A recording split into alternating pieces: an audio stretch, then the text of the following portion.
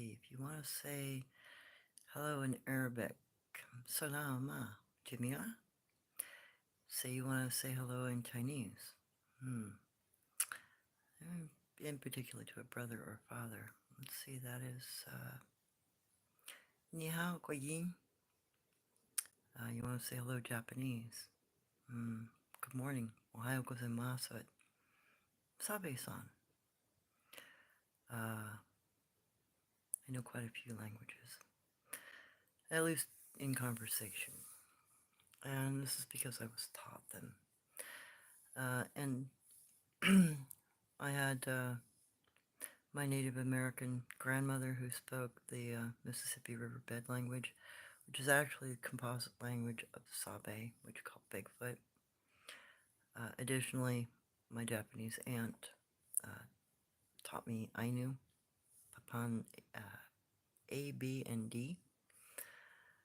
And my father taught me Tagalog, Filipino, headhunter language, which is why the phrase "Kwapika caught my attention when it was spoken to me in the woods nearby, because that means you're very handsome.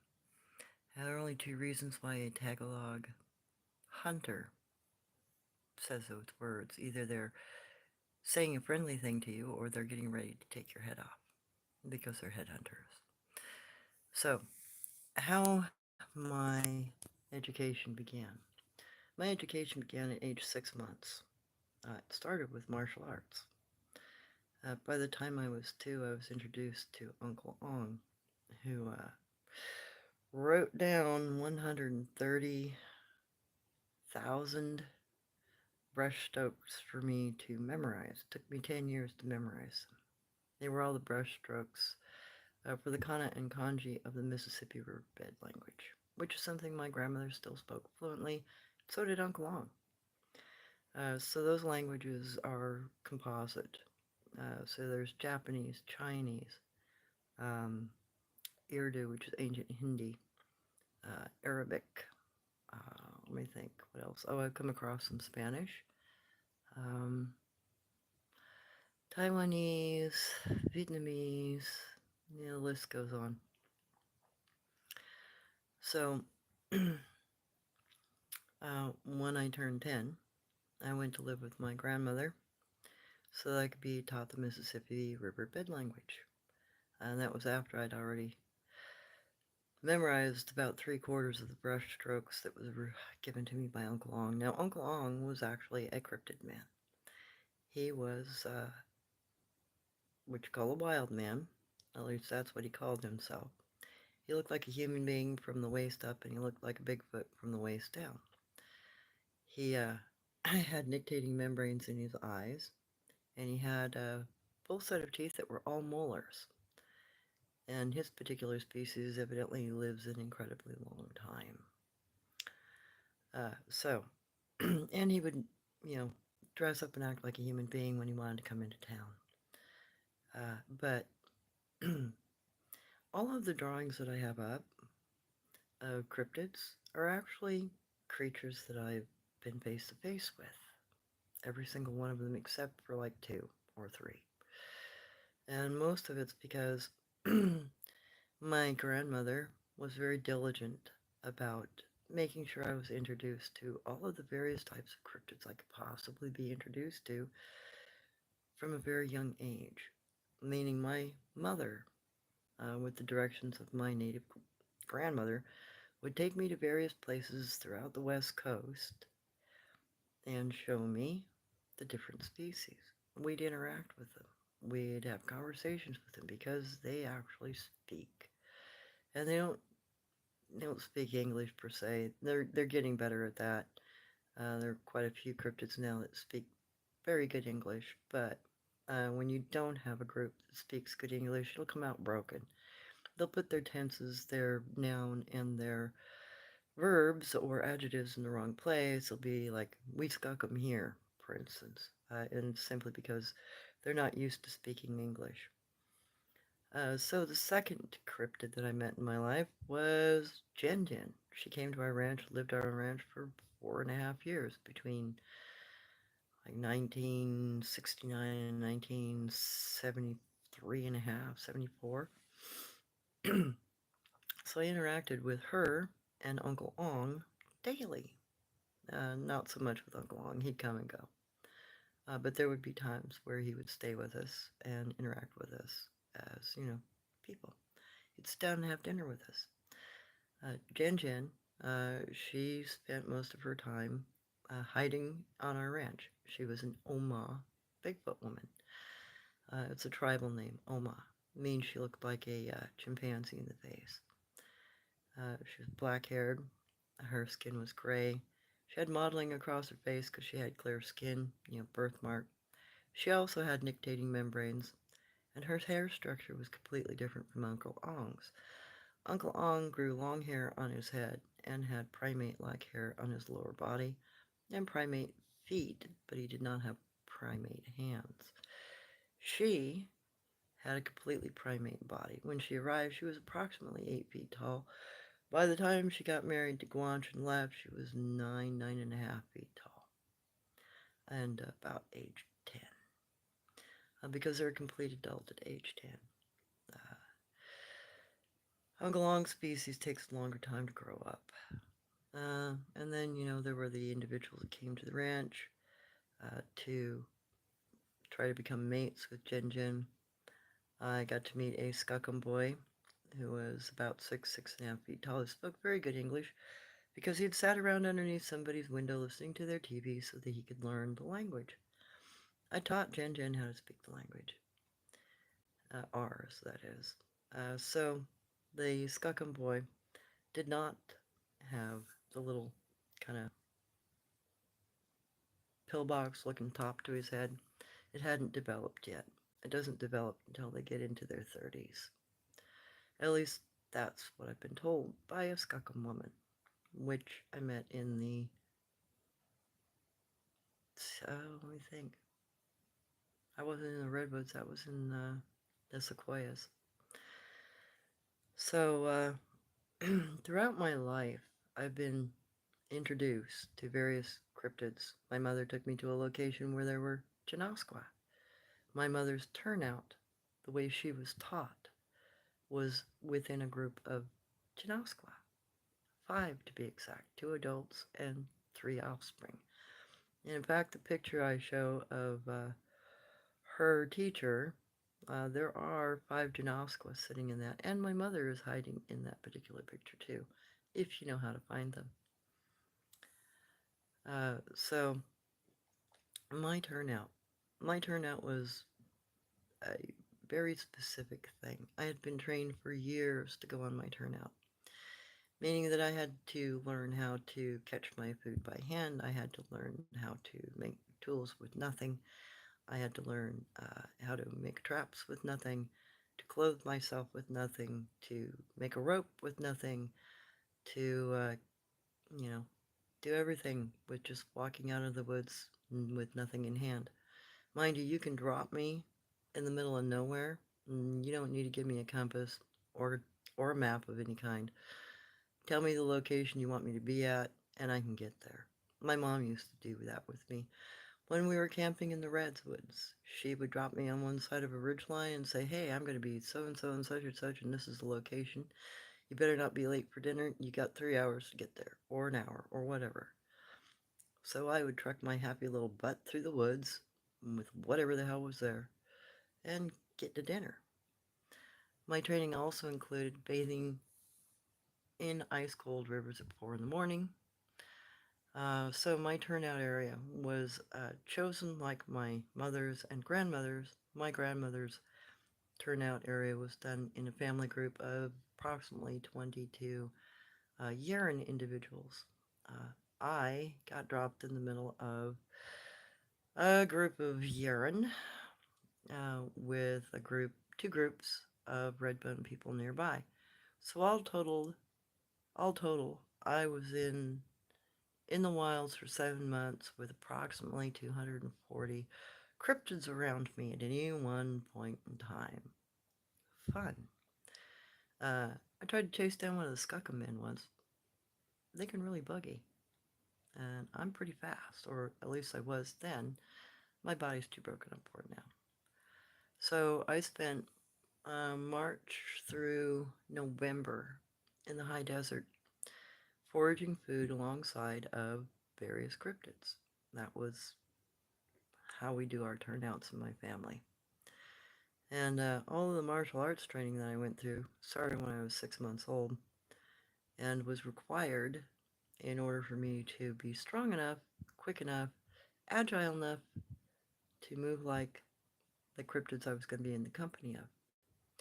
I had to be able to, before my mother would let me go out on my turnout when I was 15, I had to run fast enough to grab a hold of a yearling buck's horns and run alongside of him. I had to free climb at least 50 feet. I had to be able to swim in an ice cold river to catch food. And I had to be able to endure the cold without a blanket. That's very difficult.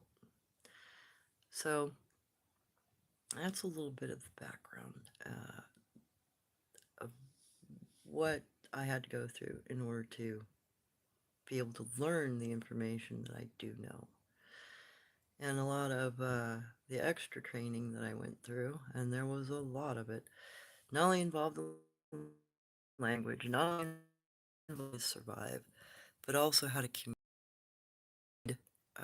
kana and kanji that these people lay down. I also had to learn their communication forms, their whoops, their calls, etc. In addition, I had to learn their knock sequences, which is something that my grandmother taught me. So I have a fairly decent background in them. Far more, I think, than probably most other people. And it's something that has been handed down throughout my family for the last 5 generations, since the mid-1830s. Because Grandma Owaisa was born in 1832, August of. And it was her. She decided she wasn't going to stand down, give up, or give away the information and knowledge about the various forest brothers that we lived amongst. So she preserved that. She handed it down. And that is how we have always, for 5 generations, that's how our females in our family who have been chosen to be given this knowledge, we have to retain all of that information. In addition, we also have to learn all the poisonous plants, all of the edible plants, the minerals, etc., in order to survive in the wild. You know, how do you identify radioactive clay, for instance, and what you can and cannot do with certain things, which are all the same sorts of things that cryptids understand for the most part. So when I tell you that, hey, you know, they use fire, yeah, they speak English, they can sit down, have a conversation with you, or they speak, ancient Hindi, Urdu, they can sit down and have a conversation with you. It means you better be able to speak those languages or you won't understand what they're saying. And because their language is so composite, meaning like the group that I'm currently looking into and scouting the area of, they speak a combination of ancient Japanese, modern to modern, with Tagalog mixed in. So each particular type of cryptid speaks 2 or 3 languages, and they're usually kind of mushed together because of the nature of the way they preserve their language. Their languages are shared through marriages, just like their lore. Just like Native Americans, we shared our lore through, and our languages, through marriages. Because, if you've got 500 languages in, one area, you can't talk to your neighbor. So arranged marriage were created, 2 children being born around the same time. The 2 tribes would get together if they wanted an alliance for trade or whatever, or to share a boundary for hunting. Those children would have a tree cut, just like I've been showing you. And when they became marriageable age, if the tree grew together, it was seen as a good sign. And they would then become a couple. And they would also become intermediaries. They would be the translators between the two tribes. Now, tribes in those days could be as small as 40 people or as large as a couple of thousand, just depended on the tribe. Same can be said for the Sabe. Uh, and there is a difference between Sabe Bigfoot and Redbone Bigfoot. So the next creature that I met, though I really didn't want to, on the mink ranch, was the Gugway that came to um, kill Jen Jen, because that's why he was there. And probably try to kill us, i.e. my family. So, uh, that creature didn't look anything like Jen Jen. Jen Jen had a very primate-looking face, for the most part. She had very human-looking features, downturned nose. She had a presentment of lips. She had normal, you know, human-looking teeth, though much larger. Her overall body structure was primate-like, but not like a gorilla or a chimpanzee's. Uh, Very different.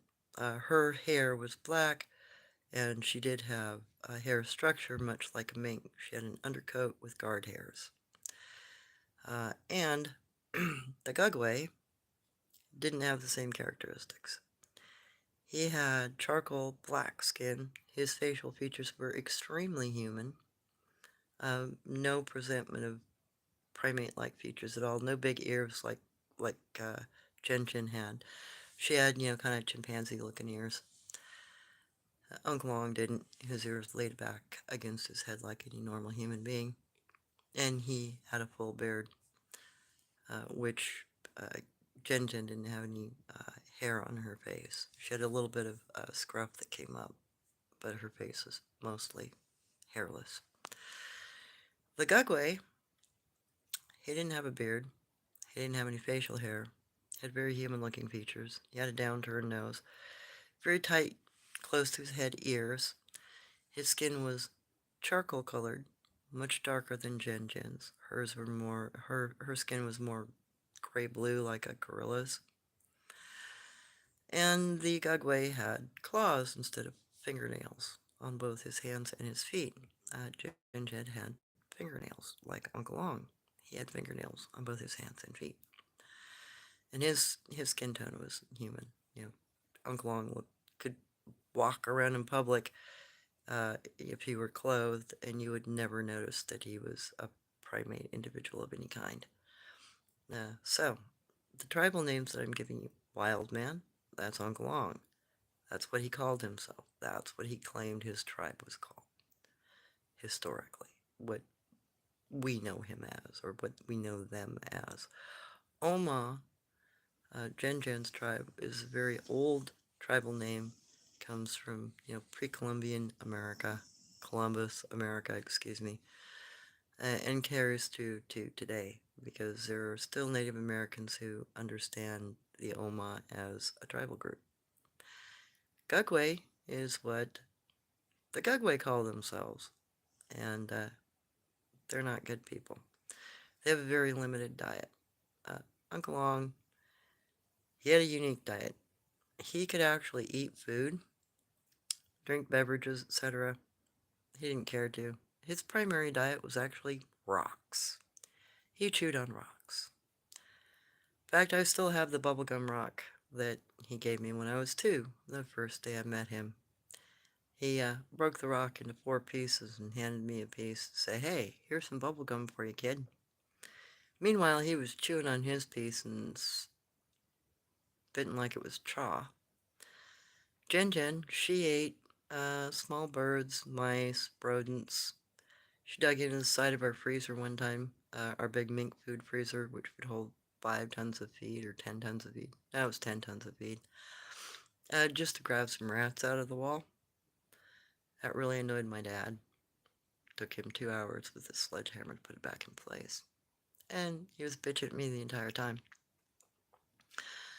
The Gugway, he didn't eat like either Uncle Long or Jin Jin. He ate crawdads and a few little roots and some grasses. And he was very murderous in his way of foraging. whereas Jen Jen would break the necks of her prey and pray over the animal she ate. Uh, the Gugway just ripped the little crawdads apart and ate them while they were alive, and he didn't care.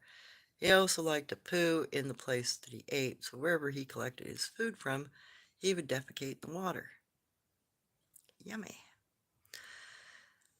So, the other food sources that Jinjin would eat, uh, she'd set traps for little birds, etc. I used to have to go, check her traps during the day. She'd check them at night.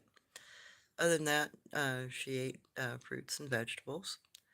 And when we planted gardens, she marked the rows of vegetables she liked, and she'd insist that I brought, you know, goods from those rows for her to eat. Some of her favorite things were carrots. She didn't really like radishes. She liked kohlrabi, yeah, corn, peas, beans. She also liked grapes, apples, cherries. She had a very omnivorous diet. So, after that sequence of events, that was the first 10 years of my life, was being in the company of those three cryptids. Um, my Uncle Long, last time I saw him, I was about 18, so I knew him for approximately 18 years. Jen Jen I only knew for about 3.5 or 4.5 years, something like that. But I knew her on a daily basis. No, she never used fire on her ranch. She knew how to make fire. She told me she did. But she said it was inappropriate, it would draw attention. She didn't want anybody to know she was there. So she didn't build the fire. But she showed me plenty of other tools that her family had utilized and made. And she also wore shoes that were homemade, that she made. And she traded for the elk hide that was smoke tanned, that she made her shoes out of. Somewhere I still have a cast of her foot that my father made, with her shoe on, showing the lacing on it, because she hand sewed those. Now the next groups after we left the ranch, I went on multiple camping trips with my mother throughout the redwoods and the sequoias. And I met Skookum, Yeren, another type of Gugway, bigger, with a red mouth. Uh, Sun-faced people. I was also introduced to a bunch of other cryptids that I haven't even bothered to mention yet because they're even more unique than the things I'm talking about currently. So up and through my teens, I was introduced to multiple different kinds of cryptids, meaning my mother would take me to the area, and if they were a friendly group, we'd interact with them. Otherwise, there would be happen chance meetings. But by the time I was 15, I got dumped in the middle of a really big set of groups of various types of cryptids, Yaren and sun-faced people. And I had to avoid the sun-faced people while interacting with the Yaren. I was trading and hunting in the Yaren's territory and trying to evade capture by the sun-faced people. Fun times. And I got about a 3-year respite between the age of 15 and 18. And then my mother told me it was time for me to go ahead and learn how to track on my own and go interact with various groups. Over the years between the ages of 18 and now, I've interacted with Yeren, Skookum, Oma, Guanch, more Gugway, and a couple of groups I still don't know what the heck they are because they don't fit any of the descriptions that my grandmother gave me. So basically, what I've been doing since the age of 18 has been trying to not only figure out which groups are in any area that I live in, how they act and how they match my grandmother's lore.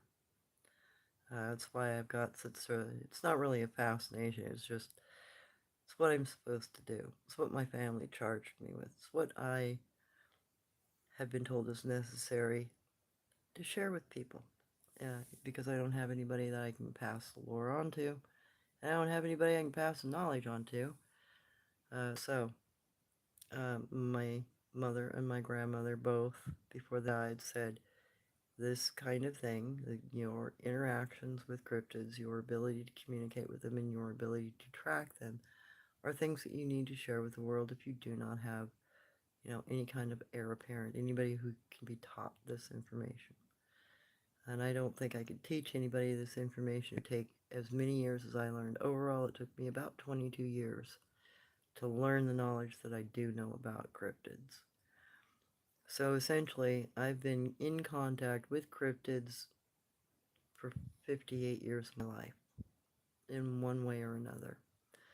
Dogmen, those guys, those are a new one to me.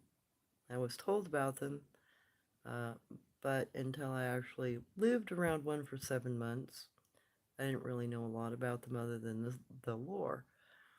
Uh, and that was a mountain dog man. I spent, my gosh, 2019 November of until 2020 May of, camping right on top of the guy. And he had probably been adopted, or he was working as a guard or dog soldier of some sort for a group of 11 individuals in the area. So that was something I interacted with on my own just a few years ago. So there's a little bit about the background I have. So when I show you things and I say, hey, this is potentially blah blah blah blah blah, I'm not kidding. I'm not joking. When I look at a track and I try to let you figure it out, it's to give you guys some insight, to give you a chance to understand on your own. You know, but uh, I'm not kidding again. Uh, and over the years, people have come to me saying, hey, I've seen this weird thing. Can you tell me what it is? I know where this odd thing is. Can you come? Have come to me either with their own interaction stories and they need some help.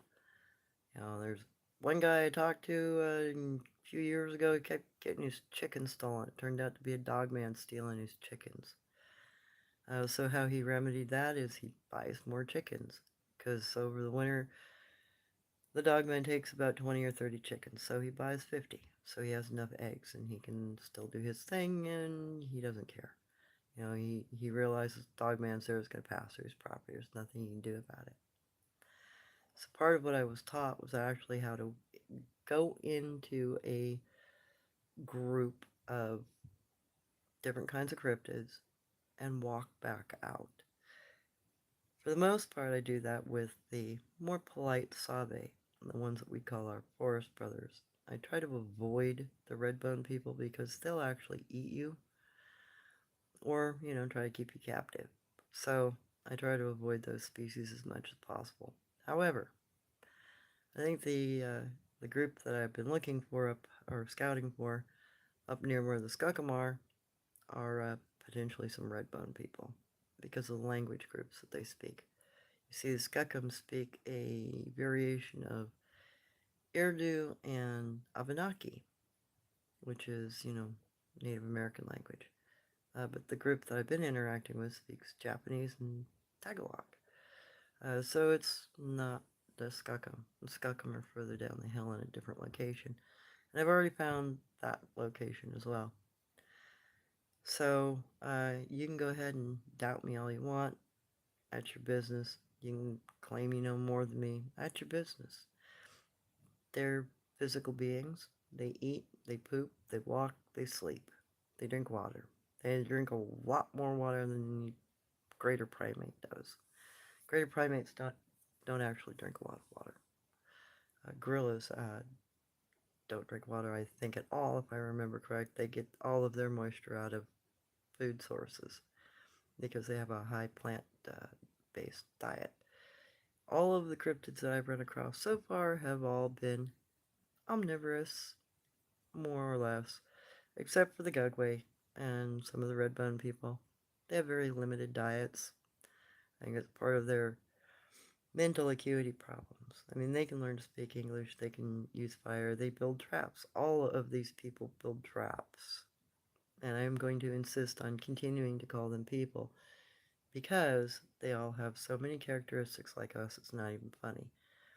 They teach their young, they utilize tools, they use fire, they have omnivorous diets, they utilize language, they write poetry, they draw, they have religious behaviors, they have history, they teach their children languages, they're very much like us. They may look different, but they're not as different as you might suspect. And so when I'm going through and I'm listening to a tape, I'm picking up the various languages that are being spoken because they're something I already understand. There's something I can hear because I was taught the languages.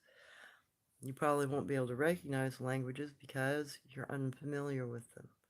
You won't know what, even if you pick up the phrase, you're not going to know what uh, guapikiaka means, for instance, or some of the other peculiar things that they might say. Tolorinkacha, isamanya.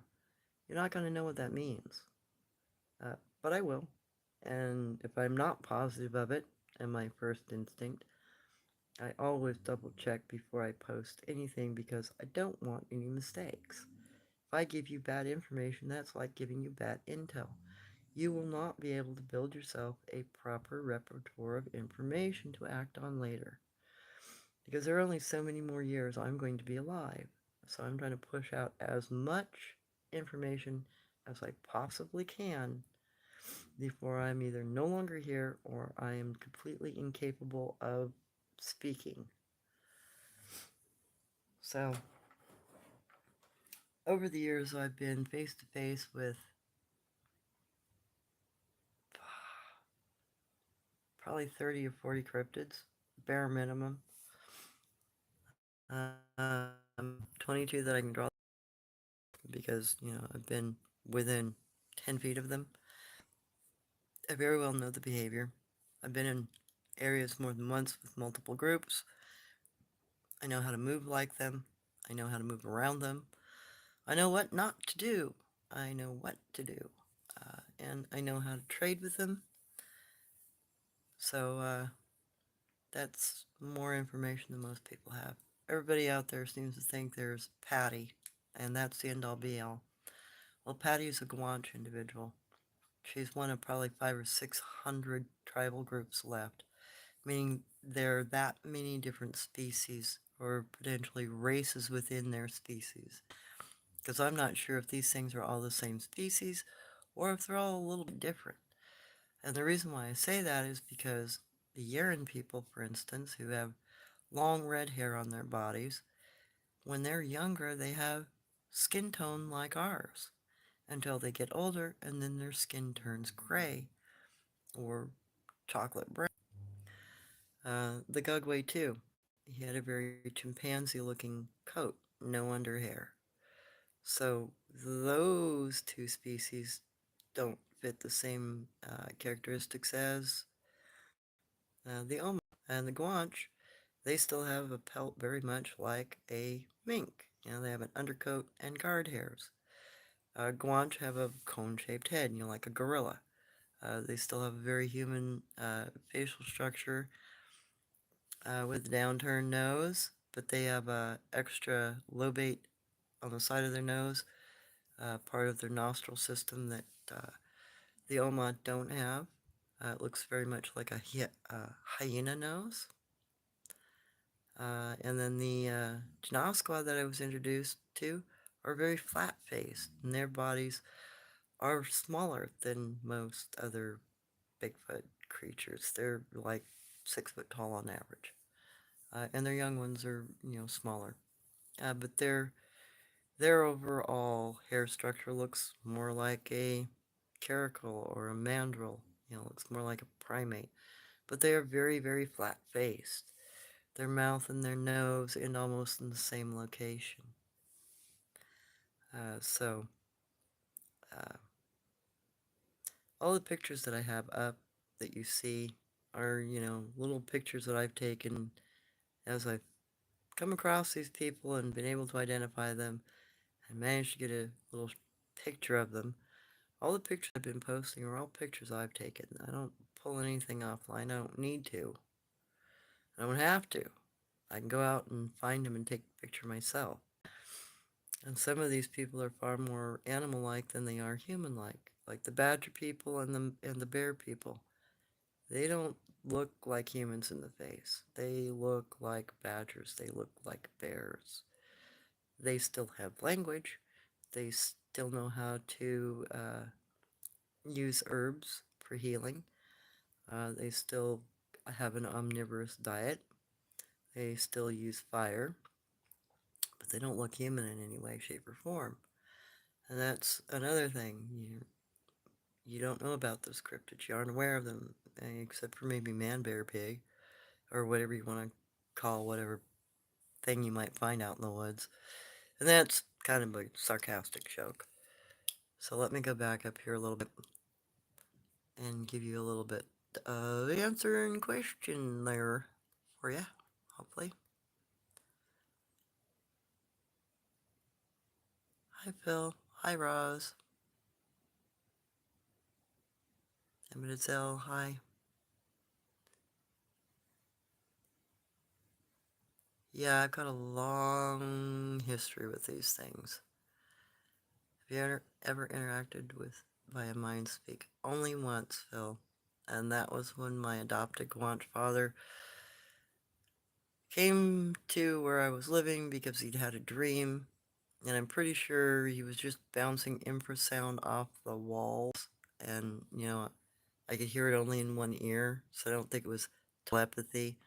I think it was just infrasound riding a wave with language on it. Kind of like stacking a radio wave with two frequencies, like you get with channel overlap. It's kind of what it impressed me as at the time. That was 2 years ago now. It was in 22.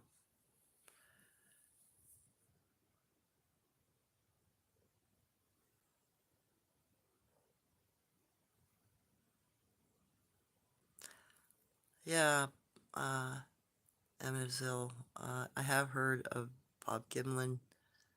I've listened to some of his channel stuff. He's got some interesting stuff to say. Hey, Cosmic Wildman checking in. Reply to your doggy. Yeah. Okay.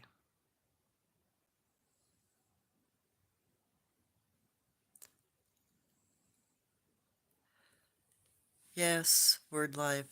I am, well, a combination. I'm Nutka, Sue, and Maya. I'm not very much, but that doesn't really matter. I'm only maybe a quarter when you put it all together, maybe a little bit more than that. And I'm also part Sabe, or a wild man, because Oise's father was a cryptid. Her mother was a human, but her father was a cryptid. So I've also got about 7% cryptid in me. And my father had cryptid blood in his background too from Mongolia, because he was Russian, German, and Mongolian. And his Mongolian side had Boro clan members, Boro tribe people in his background. That's how I was able to get the description of the Boro tribe and the Boro brothers, because that was part of my father's lore. That's why he was interested in cryptids. And my father worked during World War II. Not only was, he was Army guy, front lines, Philippines, 40th Sunset Division, all that. Yeah, he was also attached as an attaché to General MacArthur. And his specialty was going in and contacting uncontacted tribes, especially the dangerous ones, because he could always do it. And it was probably because of his background and his understanding of things. And he could pick up languages quicker than I can. He learned Tagalog in 10 days, for instance. I can't pick up a language quite that quick.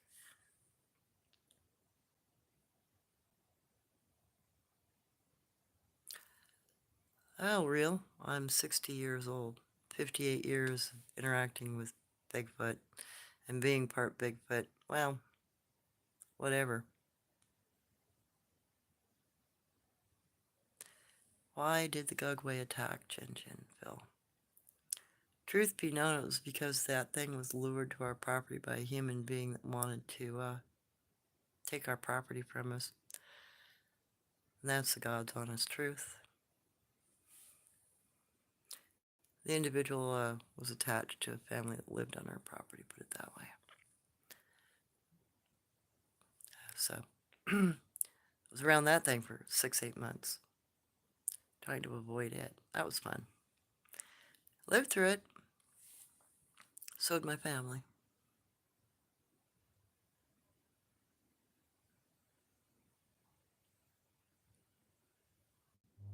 Keep cryptids away from homes, buildings, and game cameras. Yeah, it's because they can see them, Phil. They're aware that the camera's there. The other peculiar thing is they will bait a camera. I've had them do that when I was trying to use game cameras. They'll toss something in front of the camera to make it activate. Or they'll drop an animal, a pet, to make the camera activate. Or they'll just simply watch you put it in place and then avoid the area. Had them do that too. So in my life, I've been surrounded twice by different groups of cryptids. Dang near killed once. Um, Tried to chase a couple of them down and lived through all of that.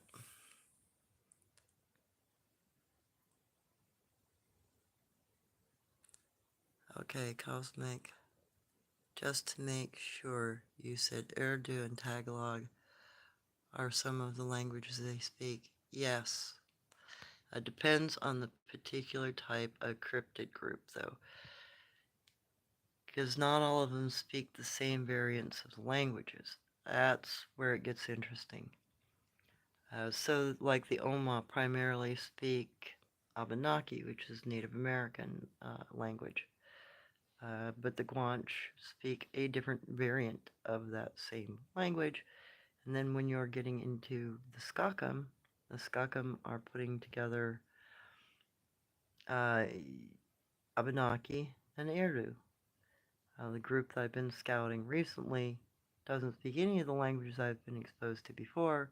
They speak Japanese and Tagalog.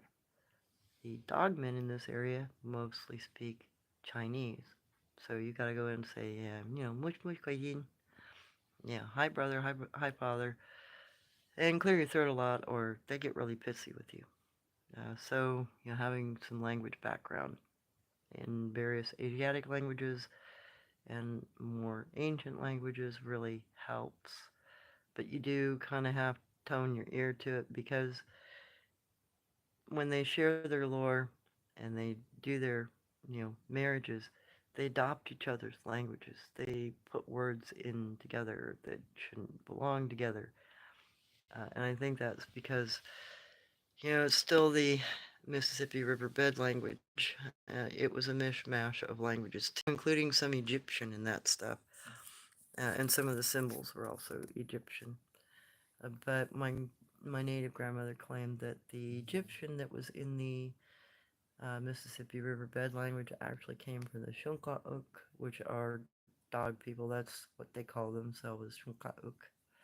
And that they have a ook sound that they make, which is why you can't find the word ook in association with any language, just like you can't find the word dog in association with any language, because those words are older and they're from the cultures that don't talk to us anymore.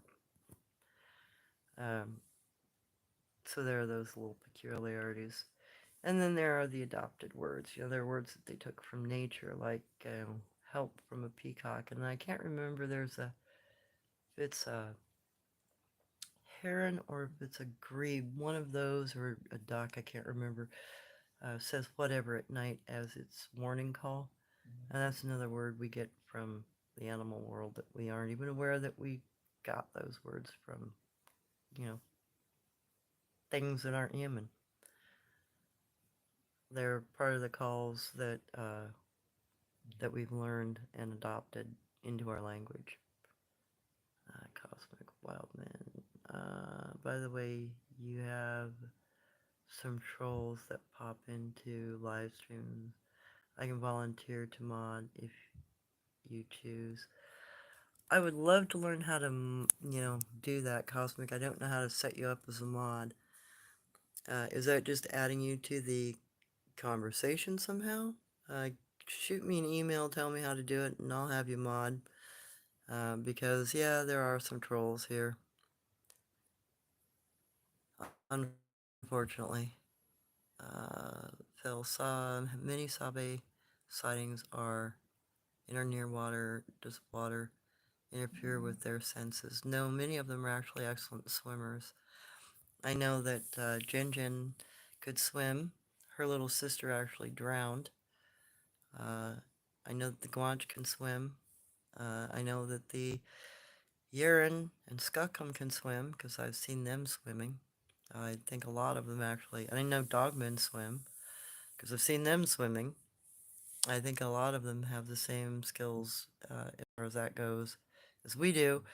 They just don't know how to do, resuscitation if somebody drowns. They don't know how to evacuate the lungs of fluid and to get the heart started again. And drowning is actually one of the most common ways they lose their little ones, other than coyote attack, dog attack, coyote attack, and infection. That's the other most common way that all of these groups lose their young. If it's not through drowning, it's through dog attack.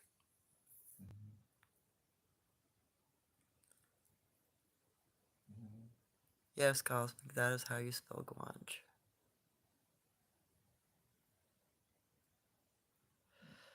Phil, bear men look like bear, walks like bear. They actually walk upright too. Most of these people actually have like 3 gears as far as I can tell. They walk upright, they can run hunched over or on all fours, and they can move on all fours, or they can, gear shift between those three postures very fluidly and very quickly. At least that was my experience when my adopted Guanche father carried me. He could go from upright running to hunkered down like, he was running like a Native American to full out on all three or four, both front hands and both back legs, or one hand because he was holding me with the other. And I've seen that same behavior. They do have to practice on all fours, though. That is not a normal thing for them to do. They actually have to learn how to move that way. And sometimes they make some pretty bad mistakes.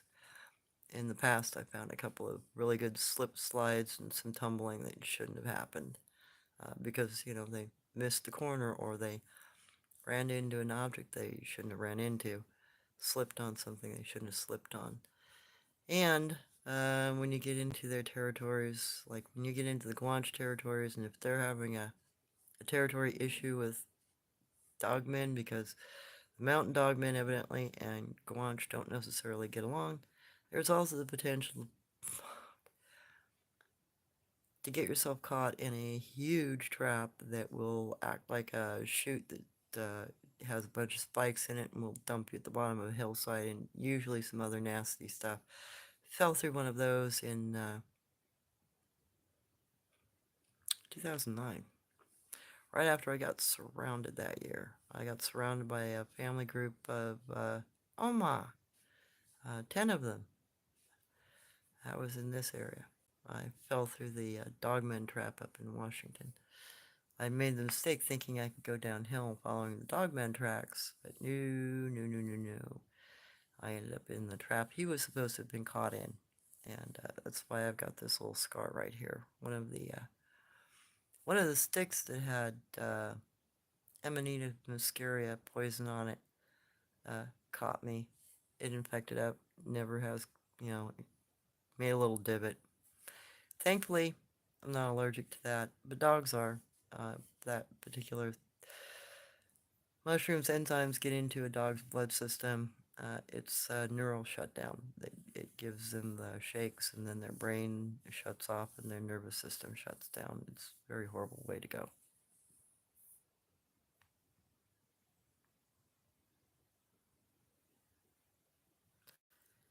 Longer legs, shorter snout. Yes, that's very correct for a bear man. The other thing I've noticed with bear people is the facial hair from like the ears forward are much more like a sun bear. They're lighter facial hair.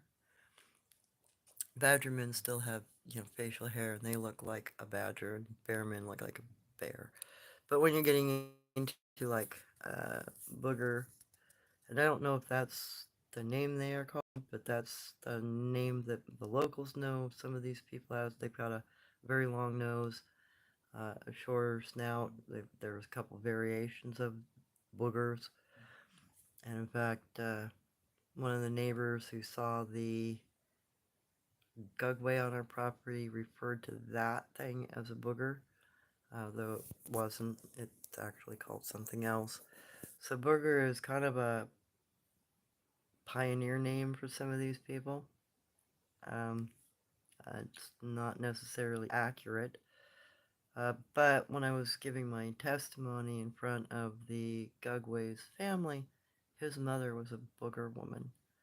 And my Guanche father uh, told me that was what they were called, what her specific species. And she had a heavier ruff of like hair around her shoulders, and her head was very round. So she didn't look anything like her husband, and she didn't look anything like the offspring.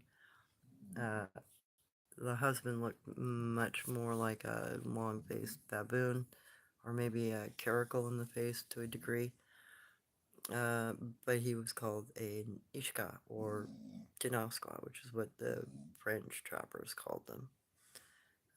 So some of the descriptions that I have are based on what I've been told by my native grandmother, and some of it's pioneer lore and what we knew them as that way. Like the Wachugi, that's a tribal name. Wachugi look like human beings. For the most part, they look like a Neanderthal. What we think of as a Neanderthal, but the Gugway is probably closer to what a Neanderthal actually looked like. But Wachugi have dog feet. Their lower limbs from like the knee down are more dog-like, but they still have human hands. They still have a very human-looking face. They have a bare chest. Their hair structure is long, um, brown hair. They actually grow a beard, and they have long hair on their heads. So there's a lot of variation within the different kinds of cryptids, and most of them have never been seen by people modernly. And those that do see them, that's one thing I wish people would be able to do when they're reporting their encounters is, try to give as much of a description as you can. What color's their skin? What color were the hair? What did you see enough to see what the face looked like? Did you see enough to see what the hands, legs, body structure was like? I think most people are so terrified out of their minds when they do have an encounter, because that's been the most common theme with anybody that I've interacted with. It's seen a Bigfoot of any kind, cryptid of any kind. Um, they're usually so terrified out of their minds they cannot recall part of it. They can't recall what the thing looked like other than it was big, it was black, it followed me. That's the most common thing, and it scared the living out of me. Those are the most common themes that I get. Every once in a while, I'll run across a veteran though that will have had an encounter, and they can usually keep their mindset together well enough to give me a description. And I've had, Skaakum described to me. I've had Yeren described to me. I've had Oma and Guanche, and those are the most common species up here in this area, here in the Northwest. Uh, but, historically, they're also, Booger, Gugway, uh, Wachugi, a bunch of other cryptids, Dogmen, Ishka, the Janoskwa. And they all have slightly different behaviors. They all have culture. They all have the ability to trade with each other. They all have language and religion and that sort of thing, which is not what you would consider a normal animal or animals more like us. But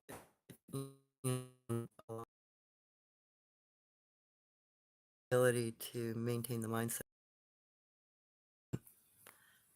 But I don't blame them. If I didn't have the background that I have, being around these things for 58 years, I would probably be out of my mind too. And I still, even in the field, I breathe a little bit because, oh, I realize I'm way too close, or I'm, you know, in an area that's got something in it I shouldn't be around potentially. So, I still have to hold my composure while I'm out in the field because some of the different kinds of Sabe, Bigfoot, cryptids, they like to sneak up on you, or I will get too close by accident. So overall, I've also tracked them in cities and towns, local parks, local forests, national forests, along seaboards, around lakes, around rivers. There isn't a place, been in deserts. I tracked them through snow. There probably hasn't been a place that I haven't been that I haven't been able to find some sort of evidence of these things, different kinds of cryptids, but, you know, still what you might call Bigfoot. So they're flipping everywhere, and I literally mean that. I've even found some that raid garbage cans for criminy sakes. There's there's a dog man that really likes a Chinese food restaurant down the way, so much so that they started poisoning their dumpster to keep him out of it. But they'll come into town. They don't care. Some of them live in town. They don't care. Some of them pass through towns. They don't care. They also don't typically hurt you. Uh, I think a lot of the missing 411s, either you're running across a serious carnivore version of them, like one of the sun-faced people, or maybe one of the face peeler eater critters, or you're dealing with something that's got wings, because that's some of the 411 cases don't sound right. The people end up, the bodies are found later, and they're found in high parapets. Well, nothing's going to drag you up there to eat you, unless it's a cougar, and then you'd have, a blood trail and drag marks. But just to find the bones later suggests that either you fell from above and got tossed off the top of something high, or something perched there with you, meaning it had wings, and took you there. And with the fact that there are quite a few cases where there are no footprints, there's no tracks, the individual just disappears. Well, it doesn't necessarily mean that they went through a portal, it just means something bigger than them picked them up and flew off with them, potentially. Because there are plenty of Native American stories about that sort of thing. We have two different versions of the stories of thunderbirds, for instance. One is very much like a pterosaur tetradactyl, and the other one's a feathered bird that's huge. And there are still sightings in California, and I think there's a juvenile, like, feathered thunderbird up here. I still have to get a picture of him. I finally found him. Some local hunters told me where he was and where he'd been being seen for the last couple of years. And they're like, we can't identify it. We don't know what the heck that bird is. Could you go out and take a look at it? We want to know. So I went out, finally found it, and it's got orange feet, orange beak, but it looks like a huge, and I mean huge, golden eagle. Probably has a 9-foot wingspan on it, and it comes down lower than it should. Most eagles like cliff sides. They like to be up high. They like to be, around the 12 to 1600-foot level when they're nesting or when they're doing anything, and they like to be in taller trees when they're out and about. This thing sits around in 40-foot trees, and that's not average. It means he likes to be close to the ground. which is unusual for a predator. You know, raptors usually like to be further up, but it depends on what they're hunting. And he seems, the area that I found him in, he seems to be hunting in that area. So it's got to be one of his rest spots, one of his local feeding spots. I just have to be able to time it and be out there when he's there, and hopefully I can catch some pictures of him. Because I'd really love to record a thunderbird that way. It would be very interesting. And besides, I'd like some feedback on what he might be related to. Because golden eagles, or what you call golden eagles, excuse me, there's also stories of golden eagles from California way back in the day. That's what my grandmother thought the thunderbird was a golden eagle. But they died out 100 and some odd years ago plus. You know, excuse me. She thought they were part of the California golden eagle types, and that the bigger species have probably died out, which are the thunderbird species. But there was an incident in the 70s where a kid was picked up by something that he described as a golden eagle. He was a 10-year-old child, and he got flown like a quarter of a mile at dusk and then dropped. Uh, so there's a potential that it's just another bigger species of a golden eagle instead of a uh, bald eagle. Doesn't have any white feathers on its head. Doesn't have any uh, white tail feathers. And the bald eagle has yellow feet. Um, and the golden eagle has brown, black feet. So the coloration of orange feet and an orange beak don't match either of the more commonly known species of eagles. So there's that potential. Sorry. It's been a weird day. I had to shift around different buildings tonight, and I didn't have a full shift, so it's been kind of a hectic day for me. So my train of thought got derailed a little bit there. Sorry, guys.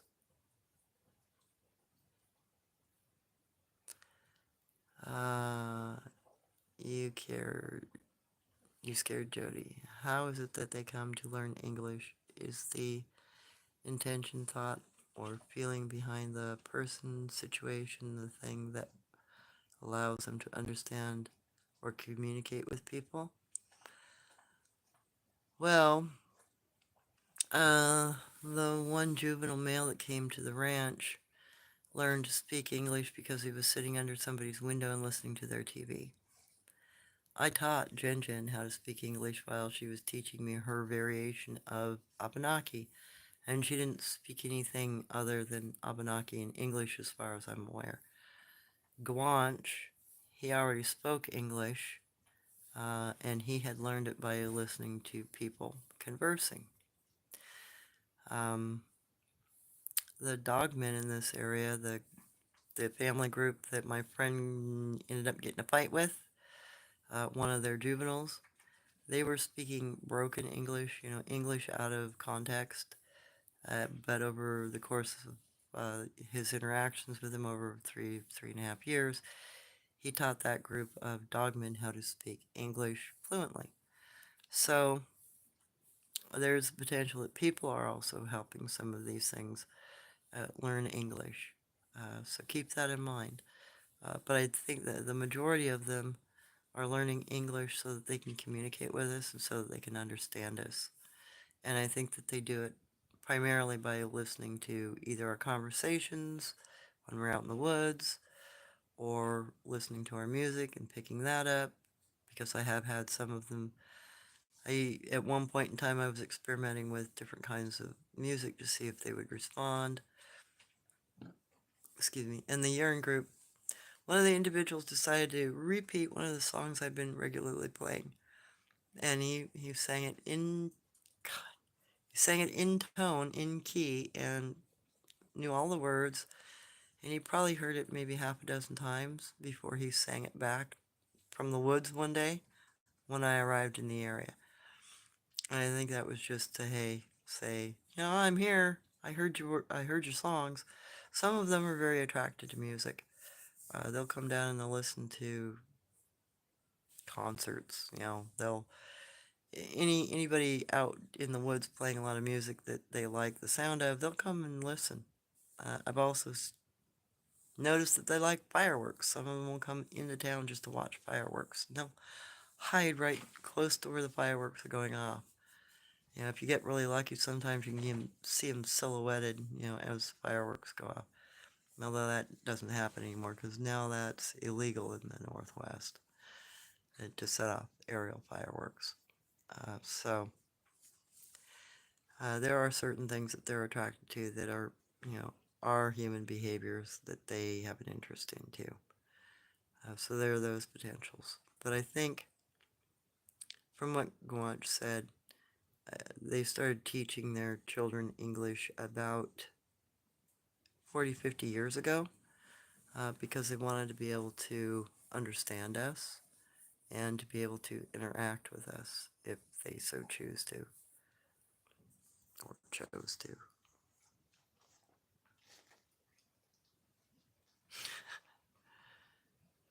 Phil, they learn English, I think, because they see our minds. No, I think it's more the fact that it's intentional language use. I mean, we've got a lot of mythology about them, and I haven't found the mythology to be true. I'm sorry. But these, they're people, yeah, they're hairy, yeah, they look different than us, yes, they mature quicker, and they're way stronger than us. But all of the characteristics they have, they're a physical being that has a daily routine that utilize, tools to catch your food, traps to catch your food, not just, hand digging. A lot of what they do though is very primordial in the way they hunt. They use very rudimentary traps. They use very rudimentary tools. Same sort of stuff that I was taught to use in my turnout. My turnout, the first few months, I had to catch everything by hand. I wasn't allowed any kind of a tool at all. I wasn't even allowed any kind of way of making a fire. I had to use punk wood to make a fire. Friction started or do some other neato things that you can with punk wood to start a fire because of the phosphoretic rot in it. So they still live in a very rudimentary, natural way. And I think it's intentional. I don't think it's because they can't figure that stuff out. I think it's because they intend on living in a natural way. At least that's all of the inclinations that I've gotten, from interacting with various cryptids throughout my life. It's their way of living. It's their way of being within the world. They're still living as natural people in a natural world. They've never left it. Native Americans used to live that way.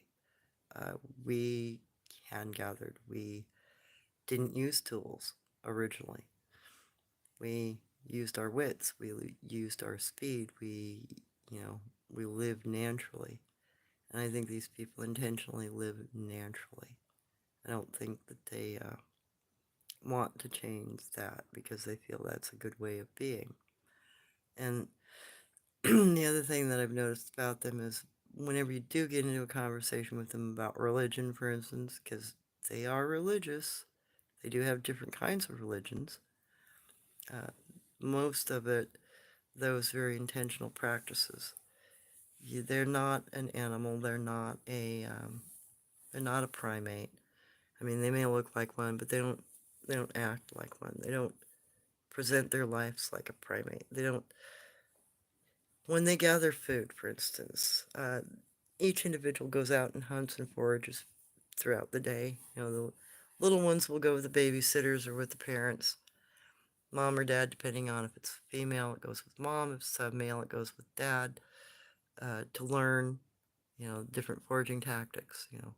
With mom, they're learning how to collect herbs and roots and vegetables and fruits and that sort of thing, flowers, etc. And when they male goes with dad, they're learning how to hunt, they're learning how to set traps, uh, they're learning how to not stalk game, but find the advantage point where they can easily access game from above or from the side. So they're not hunting or acting like primates. Primates don't gather their food and then share it at the end of the day with everybody in the family. These people, they each, gather their portion. There's a set time of day the entire family group gets together. They all share the food. They wash it, they clean it, they cook it depending on what's going on, and they share the food. Yes, they do forage and nibble throughout the day. They sustain themselves while they're out collecting food for the rest of their family. But they all get together and they basically sit down and have a meal together at least once a day. That was something I didn't get to see with Jin Jin because she didn't have any other family near her. Her family was several miles away because she was out, looking for a mate, and there wasn't anybody marriageable within her family group area. So she had to seek outside her group. And that's something else they understand. They understand genetic issues when it comes to inbreeding. They know not to inbreed. They know that that causes genetic problems. They know that that causes birth defects. They know that that causes weakness. So they don't do it. And I think there's a lot of misunderstanding as to what they are because there's a lot of modern mythology about them. People don't have the knowledge that was here 170 years ago. It's just not there. So, you know, it makes for a lot of confusion on the topic. People don't understand that, like the other day, I was trying to say hello and ended up startling a female with a child. And, she scented. That's when I realized, oh God, I just screwed up. I'm way too close. All she did though was tap at me. She let me know, and the younger one broke a stick. So, hey friend, get lost. There's a human coming. And then the guy with the dog come up the other side. So they will interact with you very easily and very quickly. It's just you may not realize it. You may not understand what they're doing. And I think that's overall what's going on with most of the research. That's what most concepts are with people. You've got, what you think they are. You think that they go in and out of portals. You think that they go into spaceships. You think that they do all these fantastic, weird things. They don't. They're just a living being. They're just another critter like us, but they're living off the land. That's the biggest difference. They're living off the land. We don't do that anymore, so we don't have any understanding of how they do it. We don't we don't understand, for instance, when we hear off in the woods a bunch of kids playing in the water that they're also fishing. They're collecting fish for the rest of the family. And they're also swimming and playing in the water like a bunch of kids. And they're laughing and playing and splashing water at each other and stuff. I know an area where that happens a lot.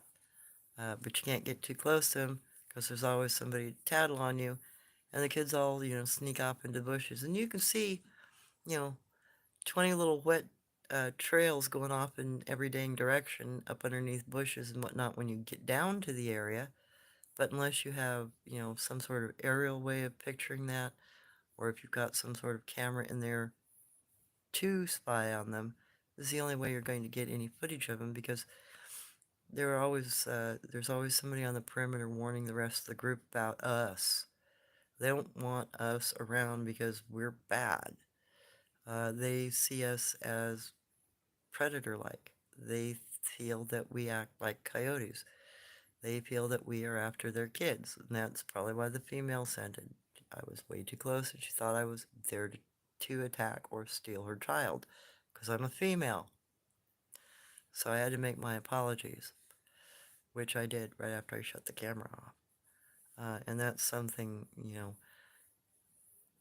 people interested in them don't realize, that they're people. They act like human beings. They don't act like animals, and they're not anything fantastic or alien or out of this world. They've got some unique abilities.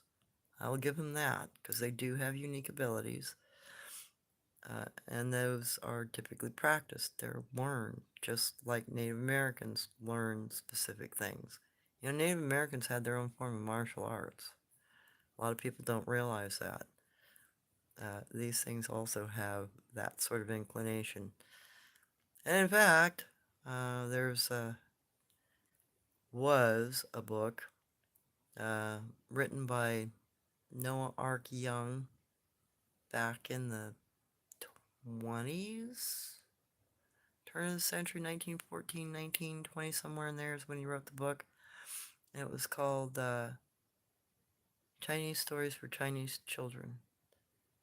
There were only over 200 copies published, and you can look up who Noah Ark Young was, because he was an individual who had to fight the government legally in order to get back in the country after he went to China, went home to his parents' homeland. He was born here in America, and he had to fight to come back into the United States because the American government was not going to let him return. There was no concept of naturalized citizen yet within the legal terminology, and he spent 3.5 years fighting with this government legally in court battles in order to come back to the United States. So he'd been born here to immigrant parents who were both citizens of the United States at that point. So he had gone over to collect stories in his homeland, his parents' homeland, I should say, all pertaining to various cryptids and cryptid stories. And one of the stories that I really remember the most and I really liked was the story of Beijing and Wujiang, the first two provinces of China, in the location now about where Han is. And it was supposedly two tribes of dog people that were originally in that area. And his book goes, well, if you can ever find a copy of it, if there is still a copy of it, I had a copy of it until a few years ago. I flipped an X threw it away. Uh, he went into detail with the local stories, the mountain stories of the dog people. One was a set of good dog people, and one was a set of bad dog people. And he also had other stories within that book describing how monks were not originally well liked. They were considered beggars, so they were forced out of towns, and they were forced to go up into the mountains, and this is before they learned martial arts, and they ran into Yeti, and they ended up learning martial arts in order to defend themselves against the Yeti, because it was the only way they could, and that's the Tibetan lamas. That's the story, the original story of them is that they went up into the mountains and ran into Yeti, and the Yeti continually attacked their temples, would throw, tumble snow down on them, avalanche. They would throw rocks, big boulders, and trees at their buildings. So they ended up having to fight the Yeti in order to establish a border, a boundary, and it finally came down to, after several years of fighting, they ended up choosing two combatants, one from either side, to fight and create a peace treaty. And the Tibetan Lamas still honor that peace treaty. The boundary is still marked, and they still go every year in the middle of winter and trade with the Yeti. They set their goods out and let the Yeti take what they want, and in the morning they go back up and take whatever the Yeti have left. And it's usually like, roots and dried goods. Sometimes there'll be, fresh animals or hides, etc. So the llamas just honor that. It's been going on for 1,000 years. so to speak. So there are stories like that we don't know anymore. We haven't been exposed to stories like that. Sort of like my grandmother's Native American stories. We're just not exposed to them. So we don't know the lore. We don't know anything about them anymore. And that's all I'm trying to do. All I'm trying to do is give some reference, give some background, give some information so that people can go forward. My biggest thing though is I'm really interested in their language. I'm 100% interested in their language because if I can create a lexicon, a dictionary of kana of some kind, it would be a quick, easy reference for people to utilize in the field. They can look at a kana and look through the book and go, oh, that means how much? Or, whatever. It's a way for us to be able to interact or communicate with them in a very easy, culpable way. I feel like mine speaks so clear. My name said in the voice of a good friend freaked me out. I when Guanch, uh, I recognized his voice. It was still just his voice. But like I said, for me it was only in one ear. It wasn't inside my skull. But when you're dealing with infrasound, it can be in your skull because elephants can actually hear their own infrasound within their skulls. So there's a potential that you know these bigger creatures can do that too, and could potentially project the sound inside your skull. So it'd be kind of like listening inside, to the backside of your cochlea instead of through your ears, instead of through your canals.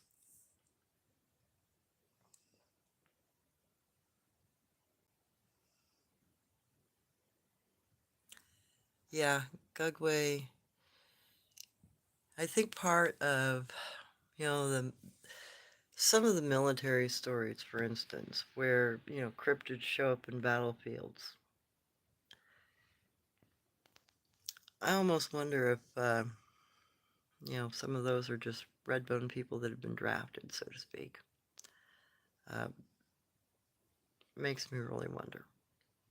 And I don't mean that in the classic sense of drafted, but some dark op kid, knows, played with, goofed off with a bunch of cryptids when he was a kid, etc., Ignatium, and then, lets it loose in the military. Oh yeah, I know about those things, blah blah blah blah blah. Who wouldn't, if they had the chance to use something like that in combat, and say, hey, if it's friendly enough, can you bring it along? I wouldn't put it past the military to do something like that. And then, that also gives them a great opportunity if they can get any blood samples, hair samples, etc., DNA samples. They can, do whatever they want after that point. So there's some potential that, not only have they probably shot some of these things, which I'm sure they have, there are plenty of incidences of that, actually. There's also, the cohesive, you know, coercion end of it. Maybe they're just coercing some of these cryptids to come play in the battlefield. There'd been some pretty peculiar accounts, like the FedEx guy with the Dogman incidents, the very well-groomed Dogman that attacked a semi-truck and got shot. Uh, when they're too well-groomed, there's a potential that they're an asset. You know, they're running around shampooed and wearing cologne, for fuck's sake. Where'd they get it? Who gave it to them? So there's those possibilities too. We don't know what our government agencies might be doing with some of these things. We just simply don't know because they aren't talking about them.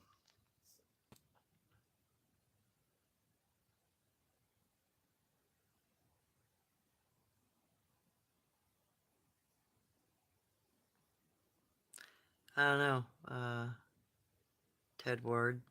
We've had a lot of fog here recently. uh, too much fog.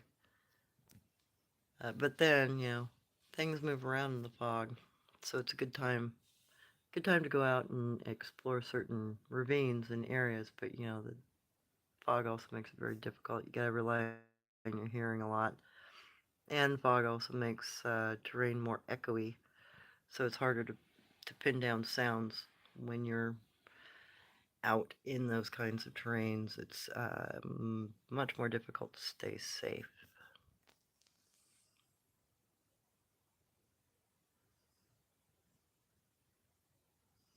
So I've been surrounded also several times. I knew I was in danger. They were whooping. I had been trying to speak with them. Got cold feet. Yeah, it can be rather difficult to try to interact with these things. If they don't want you around, they'll make it very well known that you should scram. But I've been pretty lucky so far. It's just, yeah, it's still startling when you get too close. It doesn't matter how long you've been around them or what you've been around. When you realize something's 10 feet away from you and it's probably 1,000 pounds, and it could reach out and go pinch to your head, um, it's still unnerving, no matter how many times you've been around them. You just got to count on the fact that they may not do that. Pray they don't do that. Most of them won't, thank God. But at the same time, your instinct to survive is still going to kick in. And you'll notice in some of my videos, especially when there's some very close tapping, etc., I'll start stumbling over my words and not complete my words. It's because I'm a little flippin' nervous, because I realize how fucking close they are. So please forgive me if I stumble over my words in some of my field videos. It's not intentional, it's just, it happens. They're too goddamn close, and I'm aware of the fact. In fact, some of them get a little boisterous. Like when I was filming the marriage tree, the last one that has the extra little tree growing off the, you know, limb. I went another probably quarter mile in. I got tapped at and followed the entire flipping way, uh, basically on the northern side of the trail. And I think I may have found, because of their interaction, because of their insistent pursuing, I think I discovered a potential tree sit spot. So I've got to go back in on a clear day and see if I can locate it, because there were some echoes that were just too far off the ground. To suggest to me that I got talked at from the trees. And one of the words that was said was hanabana, uh, shake like a flower. It's Japanese. So one of them wanted me to quake in my boots, which I dang near did. But it also gave me an angle. That was not a ground sound. That was a up in a tree sound somewhere.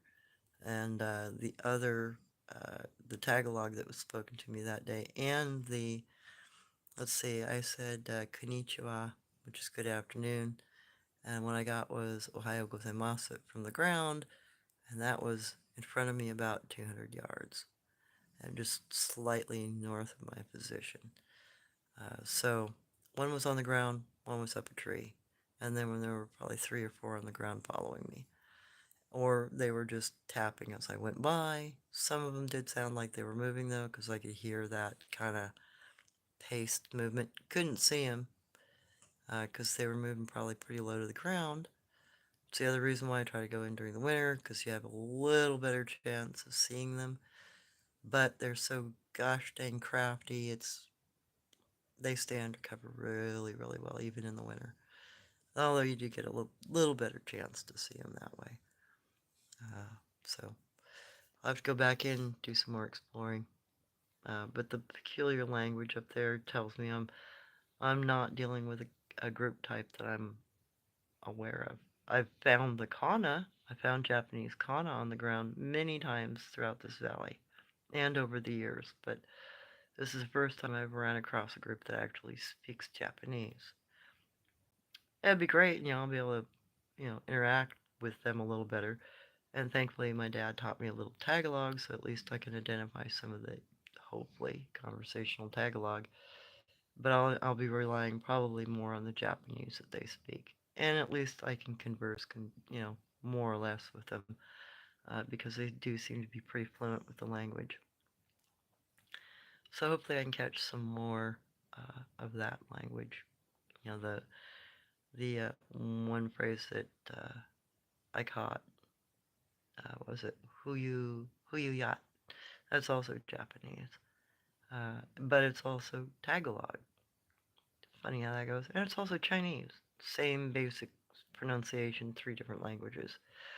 That's the other thing I come across a lot is the crossover in our languages. The same kind of sentence will be the same translation and same basic way of saying it in two or three different languages, which also again puts me back at they've got to, whatever their language is. If my grandmother was correct, she called it, the Mississippi River bed language, and she claimed it was very ancient.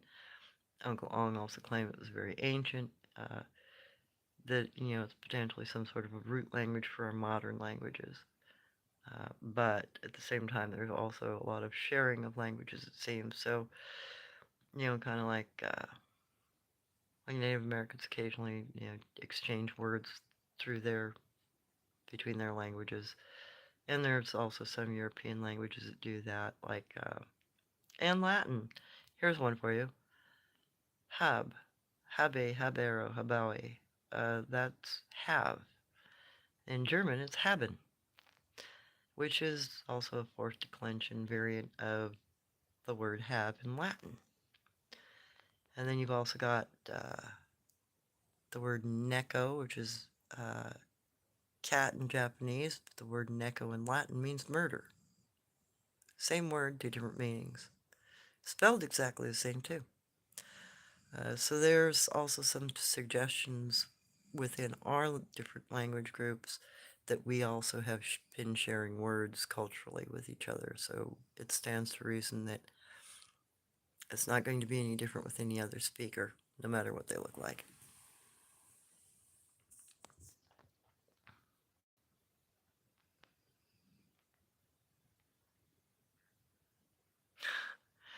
Thank you, Emma Seal. Yeah, I try to ignore the trolls. All they do is point themselves out for what they are, As long as you guys can hang with it and handle it, they don't really bother me because it's not worth my time. I don't care. Uh, why should I bother? They aren't contributing anything. They're just there to get attention. They're like a, yeah. I'm not going to go there.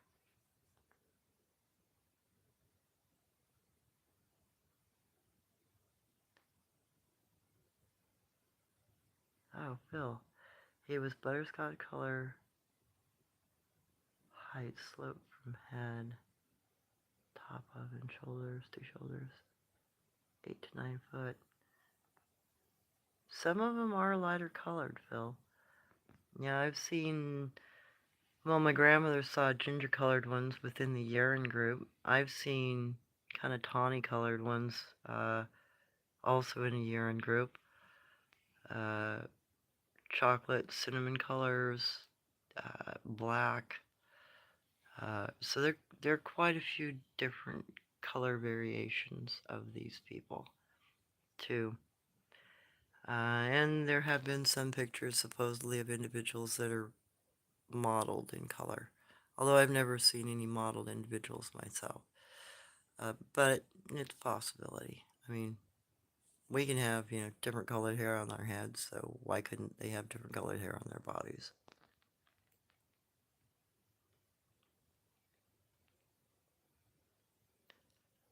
Cosmic, I wonder about the origins of the word Yahweh. It has the word Yo in it.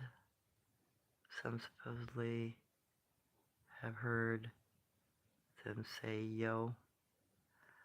It might also be the word Go. Uh, Go is actually Japanese, if I remember correctly, for dog. And in fact, the group that I've been recording. One of the first where that yowl, that funny gurgly humanoid cat sound, whatever the heck it is, occurred right before I turned my camera on. I heard the word go, and it might, with a real heavy accent come out yo, but it's the word for dog. And there was a dog coming up the trail the other direction. So I thought, they're saying, hey, dog, potentially. I've heard that more than once in different areas. So yo, go could be dog. I know that some dogmen have such a thick accent that ni hao comes out meow. Sounds like a cat meowing. Meow. But it's actually ni hao. So there's also the potential that, you're dealing with an individual that has a very thick accent, which probably means the language that they're currently speaking is dialectic and has particular accents because of the dialect. It's potential anyway. Until we get enough sound recordings of them speaking or enough kind of interactions to determine that sort of thing, it's going to be difficult. But as time goes on, I'm sure that we will be able to do more of that. And in fact, it would probably be, instead of trying to get pictures of them, maybe just try to get sound recordings of them talking. I think that would be some very interesting footage in and of itself, because it's really hard to get pictures of them. They know what a camera is. They, I, the group that's up there that I've been scouting, they know when I got my camera on, and they'll shut their mouths. They won't talk typically. That's why I have to pretend I'm not looking at them or listening for them or interacting with them. I have to ignore them so they'll talk behind my back, so to speak. Or I'll have to catch them where, there's an advantageous point where I can, know that they're two individuals that maybe talk to each other. And I have to kind of position myself. But there's also the fact that they will notice when you're running a camera, and they'll simply not say anything. Jen was like that. If there was somebody that she wasn't familiar with in the area, she wouldn't talk. She wouldn't even talk to me. She felt that it would give her position away, so she wouldn't speak. If there was a stranger on our property, she kept her mouth shut. She'd talk around myself, my mom, my father, my grandmother, and at one point she got so comfortable, she would sit you out in the open. I'd have to remind her, the neighbors are going to see you, get under cover.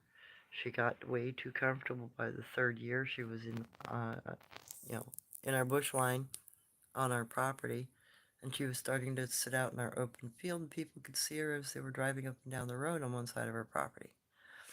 So I had to remind her, hey, you need to sit, you need to get back under the tree line.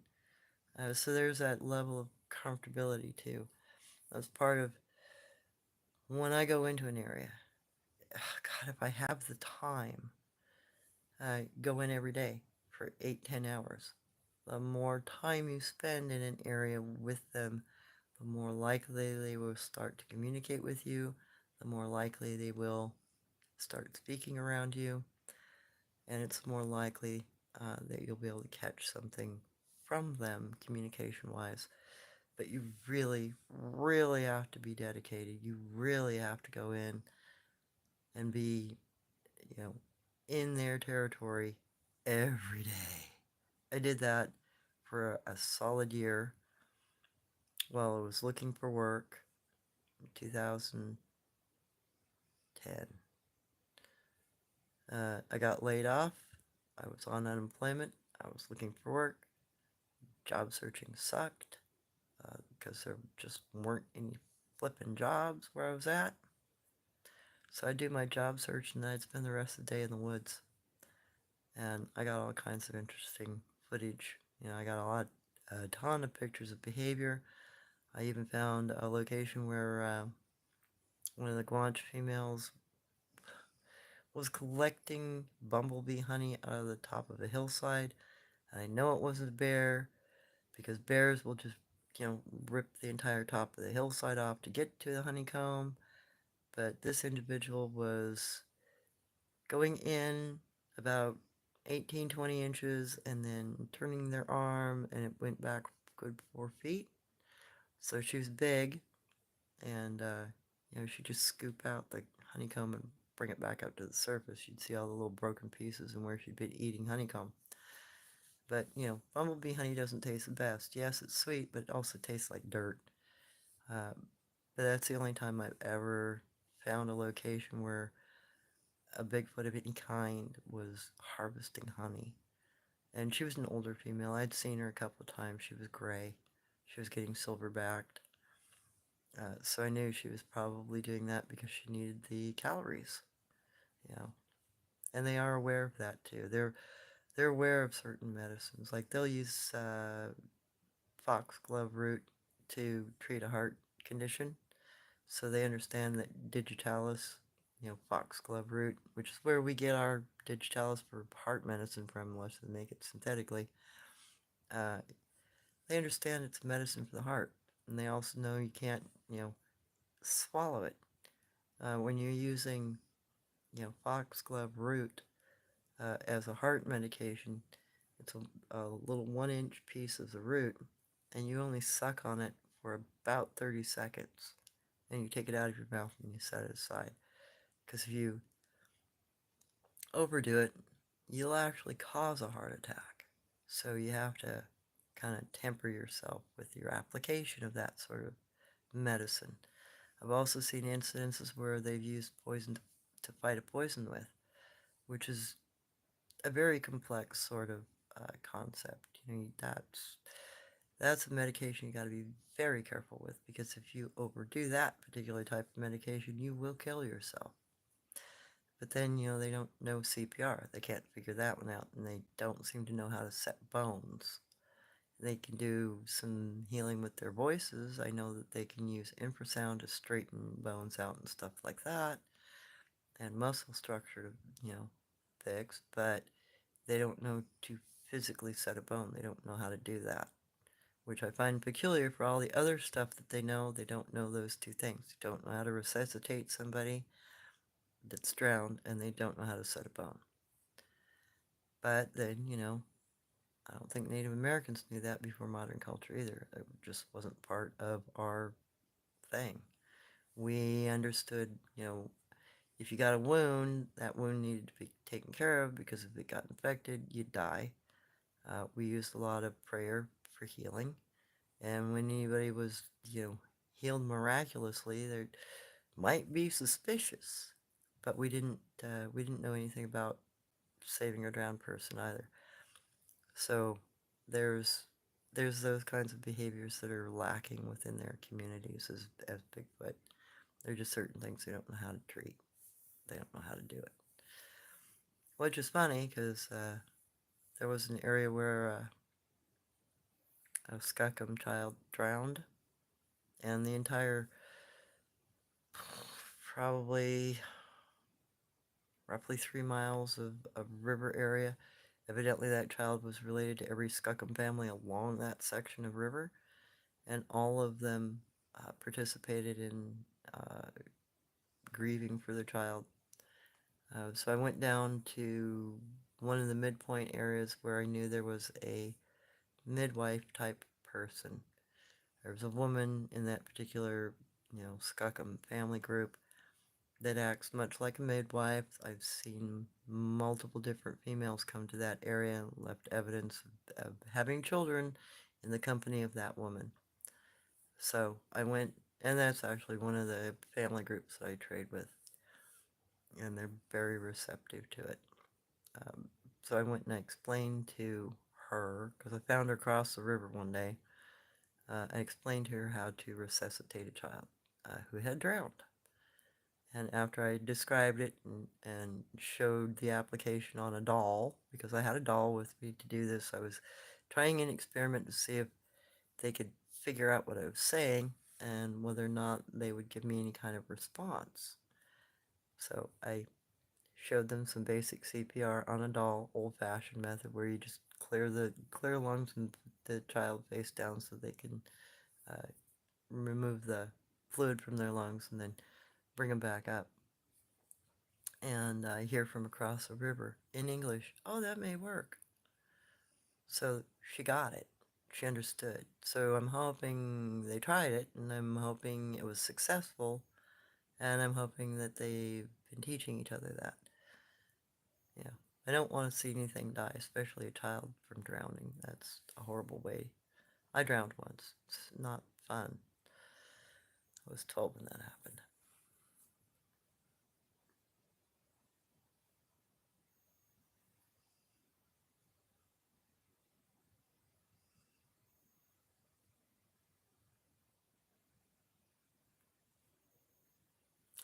And I'm glad that a lot of you had some personal encounters yourselves and have been able to see some of these more unusual creatures like the bear people, because they're really unique. I've only ever gotten to see one, even though I can track them.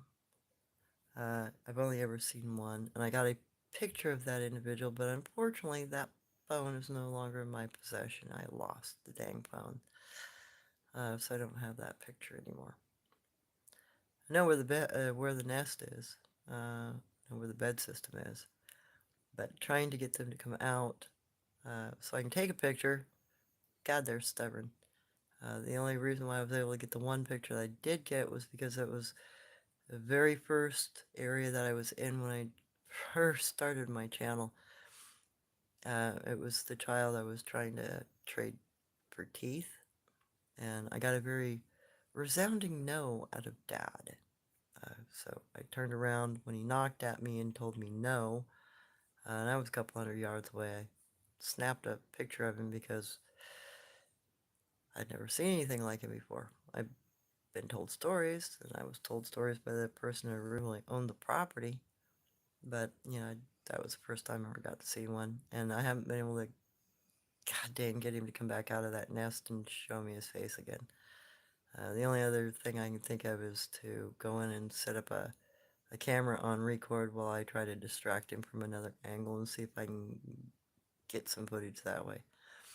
Uh, Jen, she habitually sat under bushes and out of the way. Anytime anybody was walking through, she was absolutely quiet. She never moved.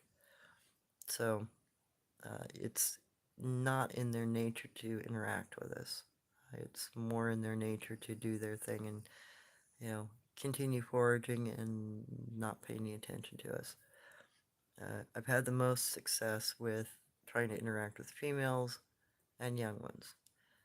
But I've also discovered that I accidentally sometimes get the young ones in trouble with mom or dad because they're trading with me and they're not supposed to do that without permission.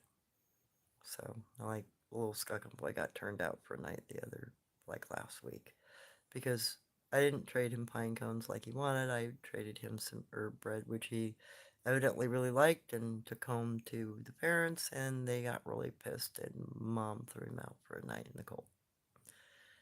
But it also gave me a language reference. It allowed me to know that the story my Japanese aunt told of how the Namahugi would throw their children out for night if they were bad. It was the same scene, the same words were used.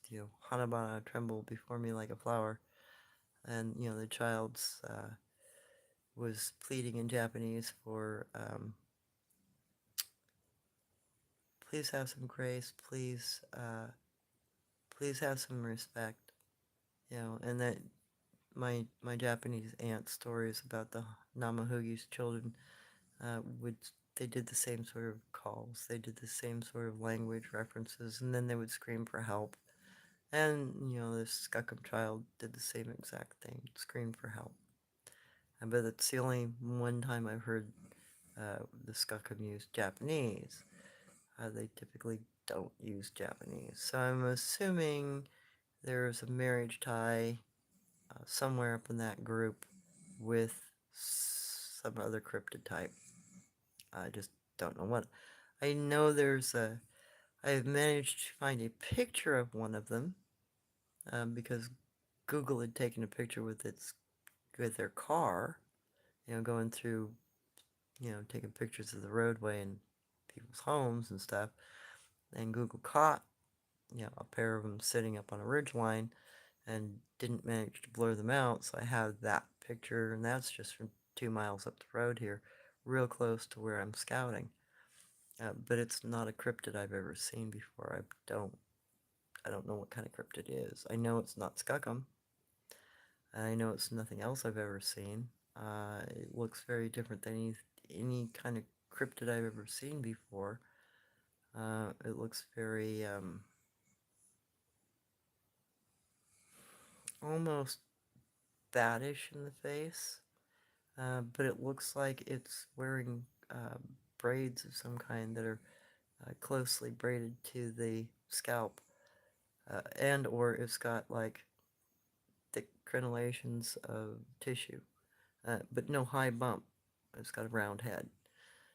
And unfortunately, I can't share that picture because it's, got Google all over the picture. But it is a very interesting picture. It's just a cryptid I've never seen before, and it doesn't match any of the descriptions that my Native American grandmother gave me. It does look similar to what my aunt described, my Japanese aunt, because she'd seen Namahugi when she was at the festival.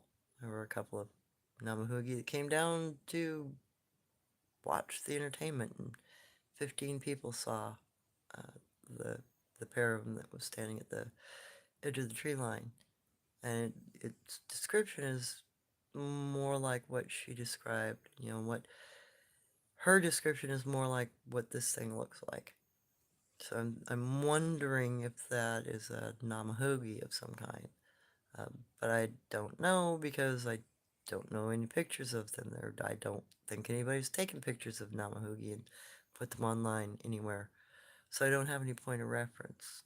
All I got's a couple of stories, and the language variation is different.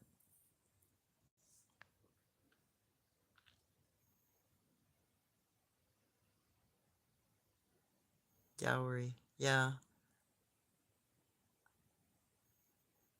I remember hearing that. The original pronunciation of Yahweh was Yowery.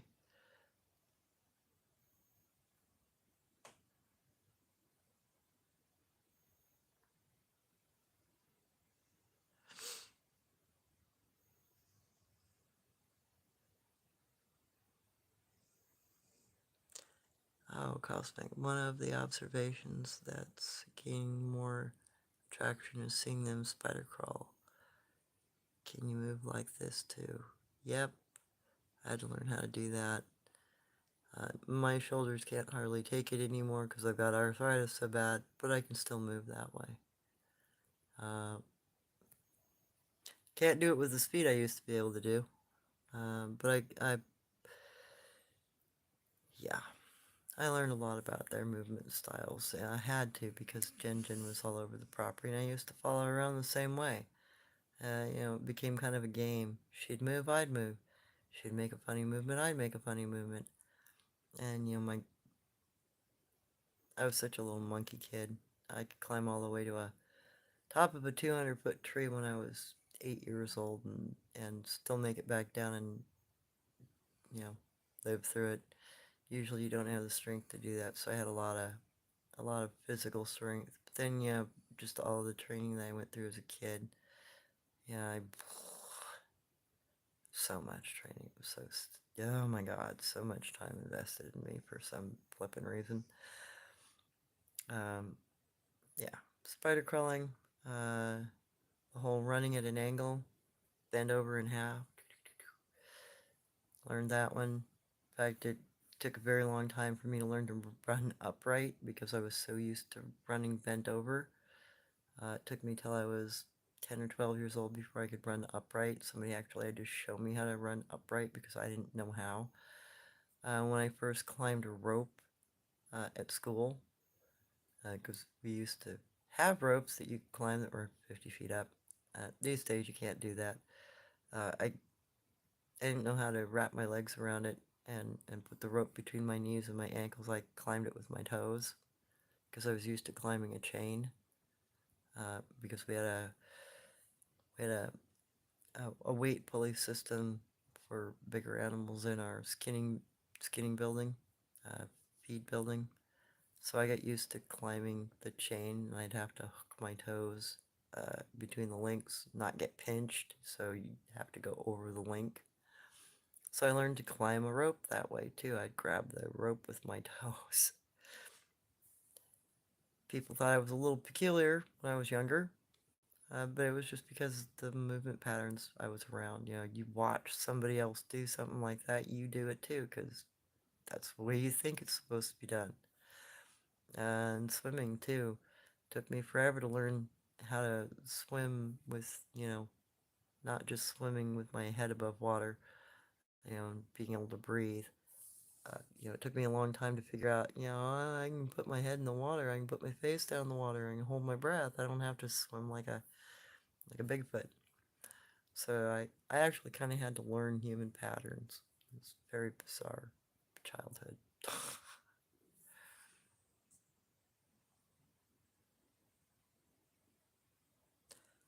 Yes, Linda, I'm very lucky to have survived that trap. That trap was slid me down about 30 feet of hillside straight into king nettle that was 6, 7, 8 feet tall in some areas. And it was a big patch. And then all the spikes in that thing. I think I counted like 6 or 8 spikes in that trap. And they were all, could have caught me in a jugular, could have caught me through the eye, could have caught me through the heart. Thankfully, I was a little too short. The trap was geared for an individual about 7 feet in height. And I'm 2 foot shorter than that, thank God. So yeah, I'm still tall at 5'9", 5'8", something like that. But if the trap was geared for a bigger creature, and most of those spikes I avoided by just laying down and trying to brush them out of the way as I saw them. But it was such a clever trap. It was, made a false impression, made it look like, yeah, I could just step down. I could walk right down through this little, bramble bush. It wouldn't be any problem. Look kind of like a bear trail, kind of upside down U. Figured out, yeah, I'll just step down on this, and I'll step down on that, and I'll be good to go. Nope. Both of those step points were actually positioned to drop out from underneath your feet. So it was an intentional slide trap. And then I saw all the spikes. Like, oh my god, I really. So most of it, once I realized I was inside the trap, and that there were spikes coming at me, I laid down. It's the only thing I could think to do. Just brush the stuff out of my way, and lay down on my back and just take it. Just slide down through it. And thankfully, this was the only major damage I had, other than just trying to crawl out this goddamn king nettle on the other side. Because it wasn't small nettles that I got dumped into. It was a big patch, too. It was probably 35, 40 feet across. And king nettles, they're normally 4 or 5 feet in height, but these have been old. They were 6, 8 feet in height in some areas. They were huge, with, stems yay big around instead of, a pinky's width or a finger's width. And sorry, yeah, I always have crummy nails. It's because I'm always digging in dirt and I'm always out tracking. I'm always screwing around and stuff. I have to use hydrogen peroxide on my fingernails to get them clean. And I can wash my hands 3 or 4 times and they still look, well, like I could be playing in the dirt, because I do a lot of that.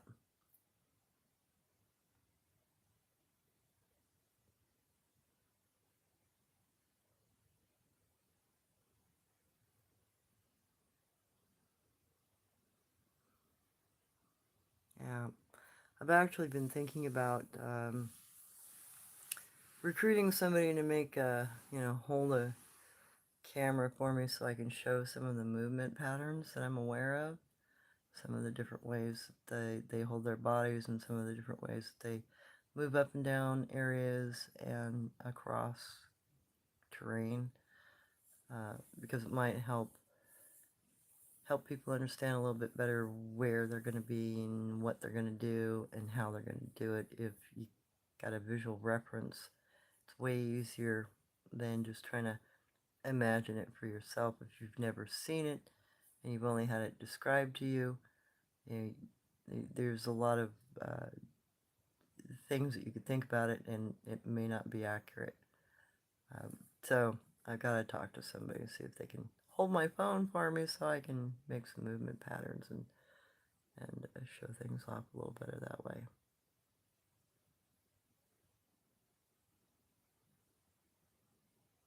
Wow, you've had some very interesting experiences, Phil. It's totally awesome. Okay, Cosmic, I wonder if the re or rye is the common denominator. Oh yeah, like as in Maori. You know, there's some language variants that might actually fit into. Um, I think you're onto something.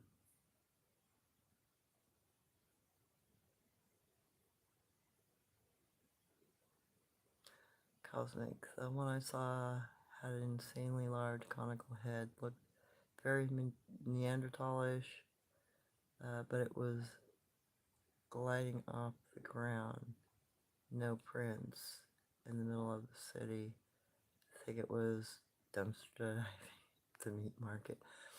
Yeah, actually, there's the big dog man that comes down. He actually raids one of the local stores, dumpsters, and he'll go in after the meat and cheese, and he throws any of the bread away. So he's kind of like the other cryptids. They'll go after meat and cheese and vegetables and fruit, but they have a tendency to toss the bread. Jen, I could feed her tuna fish sandwiches. She liked those. Egg salad sandwiches. She'd eat those. She'd eat peanut butter and jelly and peanut butter and honey. Those are the kinds of... When I had my lunch, I'd take part of my lunch out and give it to her because it was just a polite thing to do. And it also let me know what kinds of human food she'd eat too, in addition to what she was normally eating. Uh, she did complain that the honey was too sweet, though. I mean, she liked it, but she also said it was too sweet. So I don't know as I eat a whole lot of sugars. Although there was a launch group up in Washington that I trade donuts to. And one of them really liked chocolate donuts, and if I screwed up and I didn't give him chocolate donuts, he'd get really pissed at me. And he'd break his sticks for trade, and he wouldn't talk to me for days at a time until I brought him more chocolate donuts. I, I couldn't give him like raspberry filled donuts or anything like that. He'd throw a fit. So some of them do end up with a sweet tooth.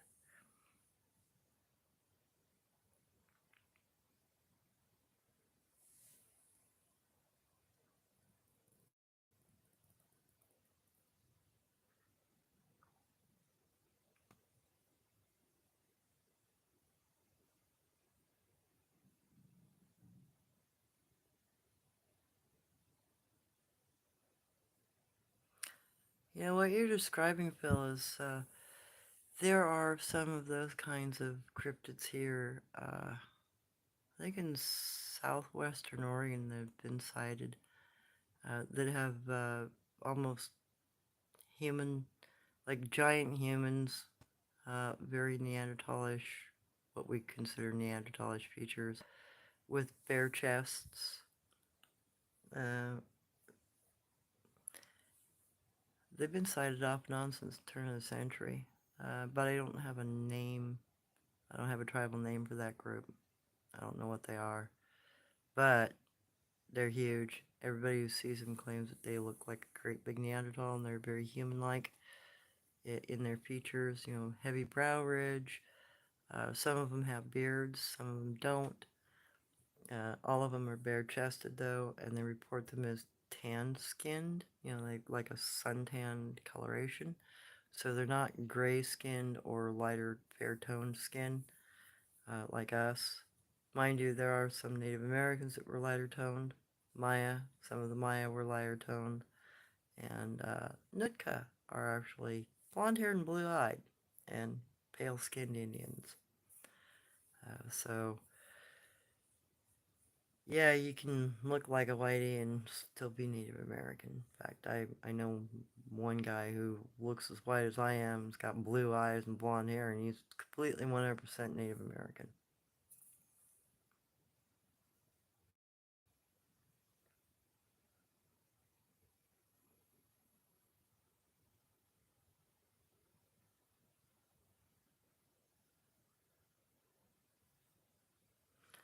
Oh, thanks, Cosmic. I don't apologize for going on tangents. I love hearing everything you have to say. I want more Thunderbird, Petrodactyl topics. Well, while I was on my turnout, the Aaron over there actually kept a cave that had some sort of petrosaur in it, or tetrasaur in it. And I saw two versions of them, two types of them that came out of the similar cliffside area. One of them had a tail, and the other one didn't. And the one that didn't was a smaller, probably a tetrasaur. But the one I saw the most often were the bigger ones, which probably had 20, 30-foot wingspans when you'd see them. And I'd see them in the afternoon or early morning when they let them out, and afternoon when they bring them back in. And they let them out for a day or two or three to go forage, and then they come back. And I always hid from them because one of the first times my mom took me to that area, we found a bird splat, as in poo, that was 4 foot across. And I'm looking at it going, how the heck is an eagle poo that big? And my mom's like, that's not eagle poo. And she grabbed me and told me, let's go to a cave. Because, shadow came over us. We looked up, and this thing was probably maybe 300 feet up, 300 feet up. It wasn't that far above us. And it was pretty big. It had bat-like wings that were gray membrane, not clear or anything like that. Very much like a bat's wings. You could see the little, it was close enough. You could see the little hook finger at the top of the wing, just like a bat. The wings ended into the legs, so the wings were mounted on it much like a bat's wings and attached to the leg. And then it had a tail that was pretty long comparative. It was, like I said, probably 20, 30-foot wingspan, and the tail was about half that length. And then it had this little, like, diamond-shaped fluff of feathers on the end of it. Uh, Wings were gray. The overall body color was rusty colored, and it looked like it had hair, except, according to my grandmother, those are feathers. They're just single feathers like an ostrich feather, but without all of the, veining of a spine. It's just primordial hair, or primordial feather. So each little strand is just, in the skin. And the head had a crest,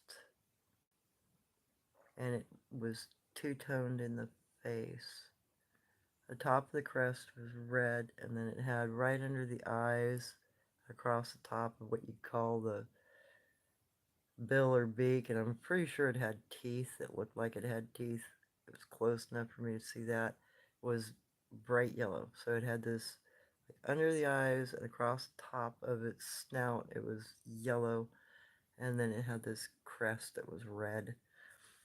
And yeah, that was a scary freaking day, man, because we saw three of them that day. Every once in a while, you'll see them flying over this valley during the day, but we've got some that'll follow the airplanes at night, and they've got a I got a globe bladder of some kind. I think it's in their upper chest area or maybe in their throat area. I can't really tell because you don't see it during the day, but at night they'll look like an orange ember, flying around in the sky. You can't see much of anything else unless you catch, some light. But they'll follow the flipping airplanes at the airport out here, and they'll as the planes take off, you'll see two or three little orange balls of light that fizzle out once the plane gets up to higher altitude. I don't think these things can go up very high altitude wise, so their little glow organ turns off. It looks like a spark going out, and then they'll come back around and wait. I don't know if they're waiting on the ground or if they're just not glowing when they are circling or something. But they'll follow the fucking planes. I've seen that more than once, and I've wanted for a while now to have some sort of a night recorder cam that can catch them because it happens regularly, like a couple of times a week typically. Yeah, they'll be around. And I'm assuming it's because they've been let out to go forage in the ocean because they're fish eaters, and then, the airport just happens to be on the way, and they're probably, i- interacting with it as if they're curious or if it's a mate or something. They're in some way attracted to the airplanes. But I've never heard anybody claim that they've seen them from a plane. I don't know. Who knows? There are people that live out there by the airport that see those, you know, glow bladders going off, being visible at night, and they're like, "Oh yeah, aliens." Like, no, they got wings, not aliens. I know that they're probably pterodactyls because see, where is the guy? There's a fellow who has been studying the Roanoke on Papua New Guinea for many, many years, and one of the things that he discovered was that they have a glow bladder. It's something that glows in their chest, and the characteristic stays the same, evidently, for the ones here as the ones in the islands. So that's how I came up with, oh, that's got to be that, because, well, it fits the description, and I've seen them at night when I was on my turnout. Uh, they would follow each other and they'd glow at each other. I figured they were mating or courting potentially, and I kind of figure that's maybe why they follow the airplanes every once in a while. It's because they think it might be, hey, something to mate with. Hey, good looking.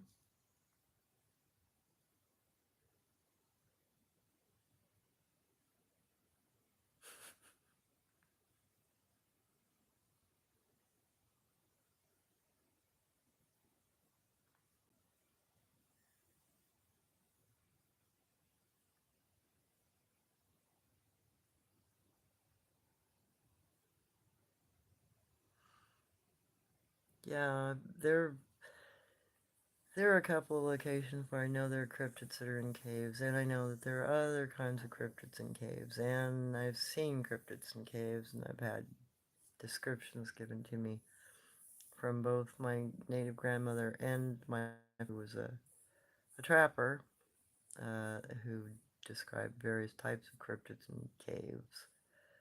So that's why I've got a very limited amount that I'm dealing with, because those are the only stories I really know, and they're the only ones I can really confirm in any way, because, well, I trust that my parents and my grandmother was not going to lie to me about this sort of thing. If they're trying to teach me about it, there would be no reason to lie. It would be contradictory to the education. So the spider sloth, I know, lives in caves. I know that pterosaurs and petrosaurs live in cave systems. I know that the um, face peelers, eaters, they live in caves.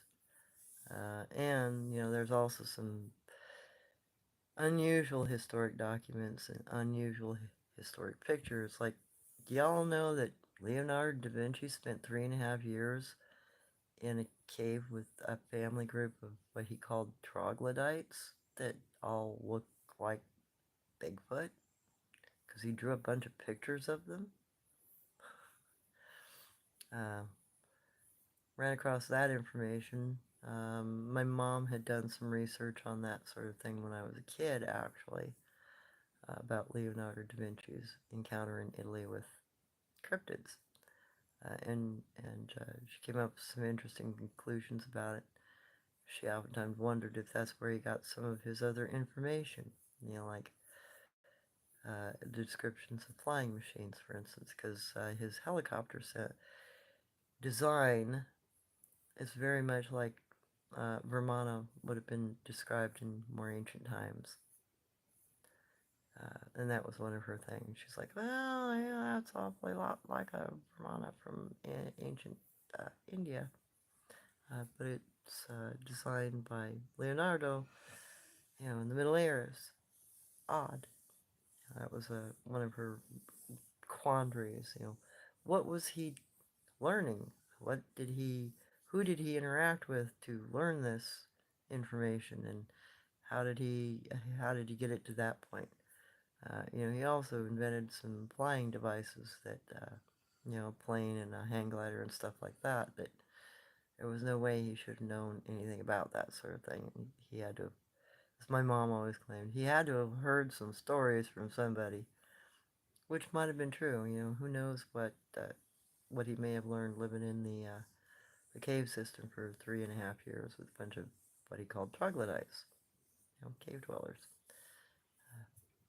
My grandmother always said that the Bigfoot people know the same lore and more of it than we do, of the world and our history.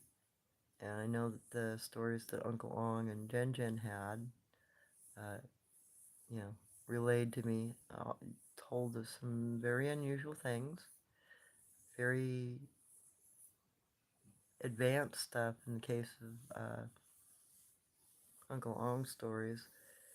But what really amazed me was Jen Jen always came back to, we all came as polywogs in a pond, which means she understood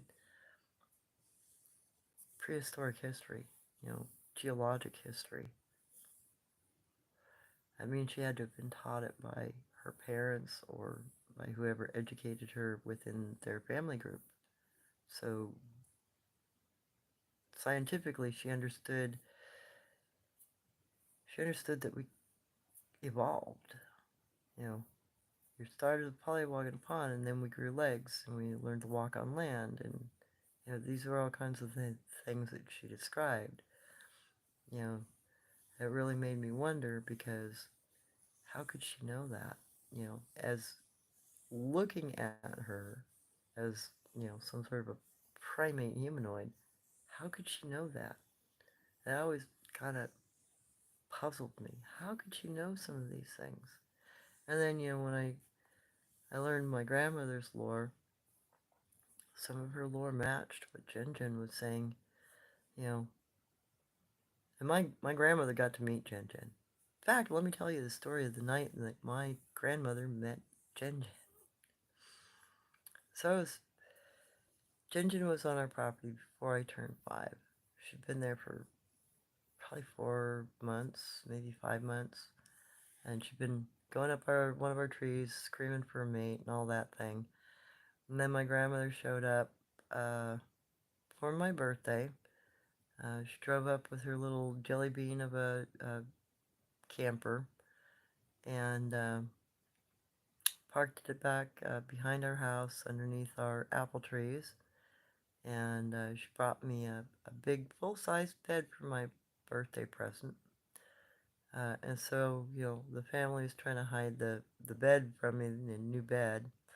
So I had to be taken off property for a while and go down and get some ice cream while they unloaded the bed.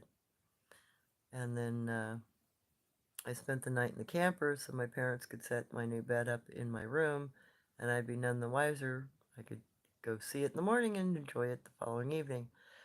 So I spent the first night with my grandmother, camping in her camper with her, which is just a little tiny bubble of a thing. You know, it just had the bed, a washstand, and I think like a little stove, if I remember right. Didn't have much in it, and a full size bed.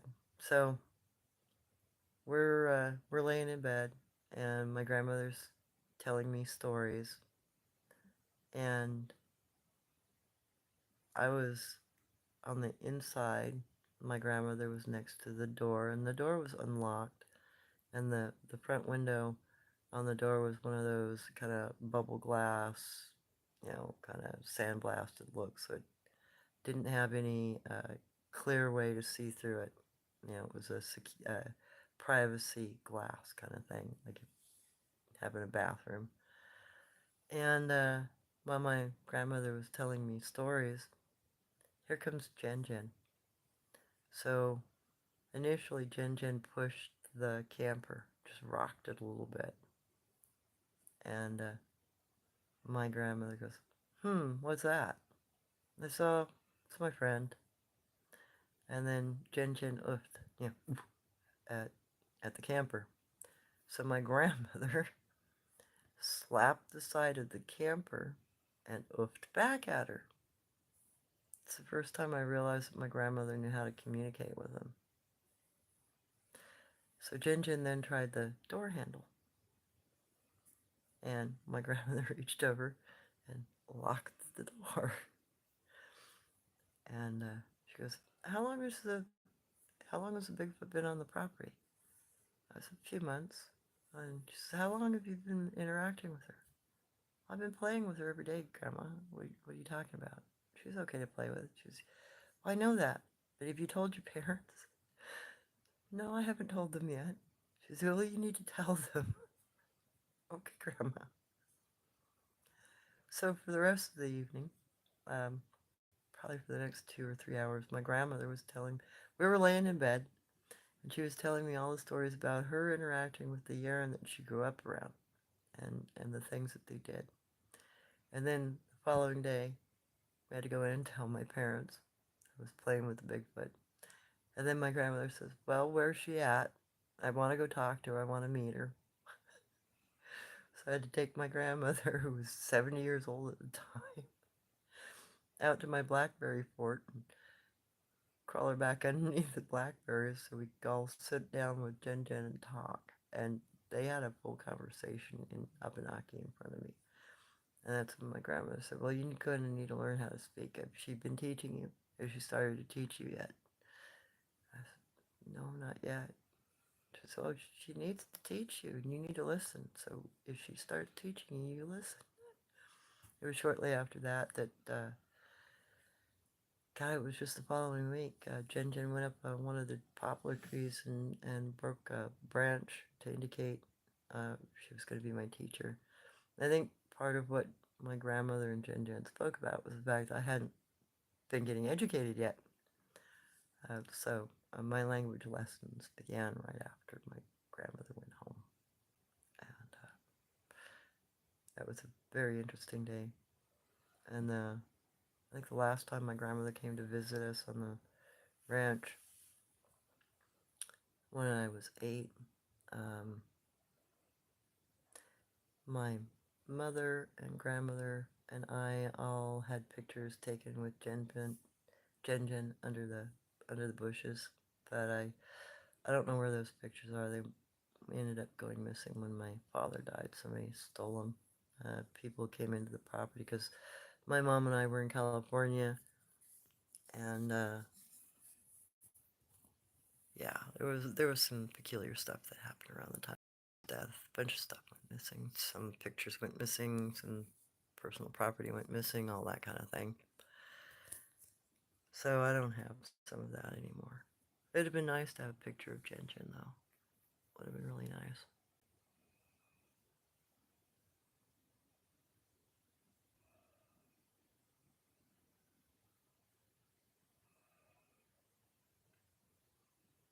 Yeah, Frank. I'm Nick, Maya, and Sue. I'm only about a quarter, eighth, somewhere in there. Uh, and it's just because I've got the, Maya in me and a little bit of supposed Bigfoot of some kind.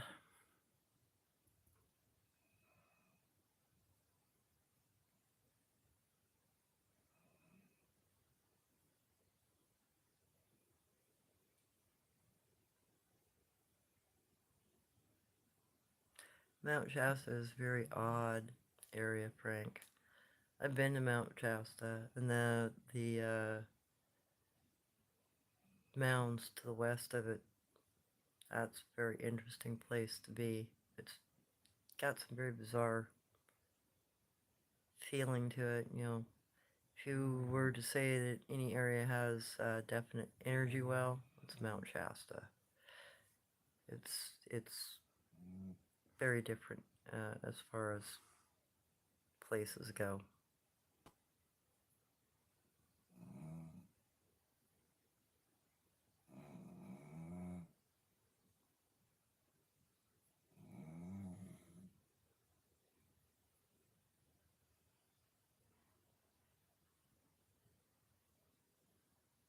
Seems like some of you are having similar or have had similar experiences with language. That's very interesting.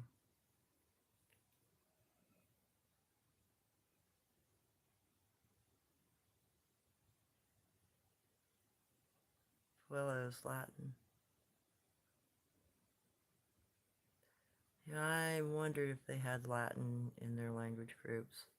The reason why I wonder that is because of the odd, when they're speaking English, the weird placement of the number versus the noun versus the action. The sentence structure. Uh, we stuck 'em here.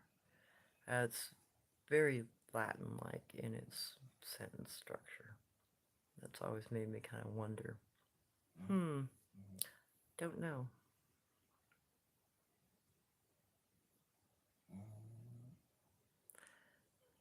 I've tried some of them, and they've been kind of successful with the allergies, but I'm allergic to the cleaners that I work with, so it doesn't matter. I can clear up for about 8 hours, and then I got to go to work, and then I end up stuffy for the next 10 hours.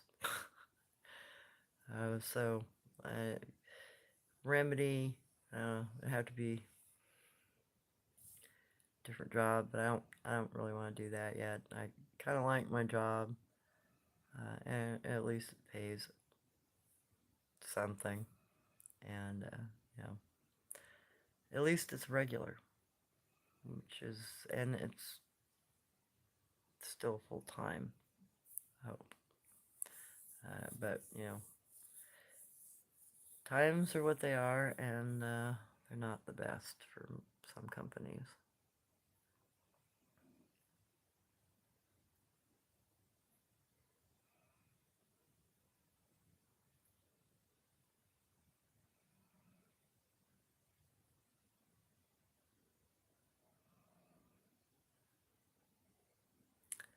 Wow, God, you guys got some really good information tonight.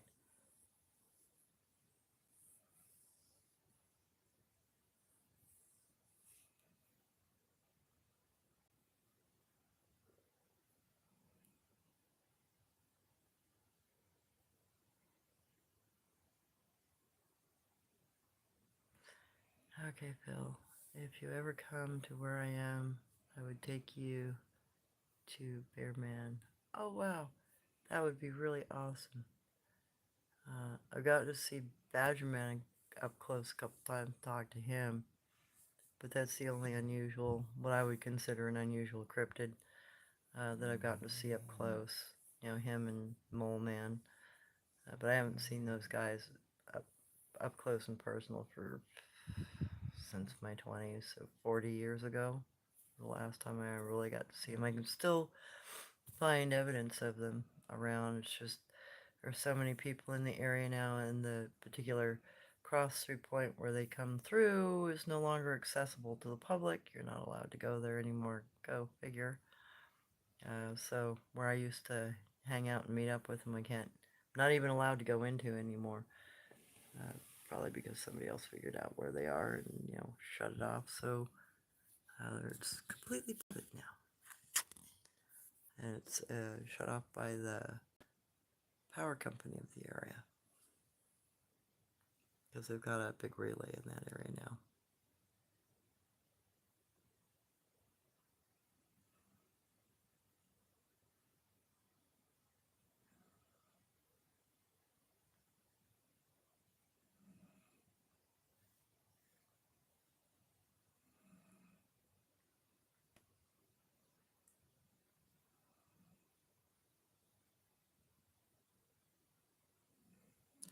Yep. I had to take my dog to the vet today. I don't know if she got punctured by something or bit by something, but she ended up with a hole in the side of her that got infected. And it got infected rather quickly. So she went to the vet today. She's got some antibiotics to take, and I'm still treating the wound. That happened on Saturday when I was out in the woods. So wonder what happened, because I didn't notice anything. It just there all of a sudden.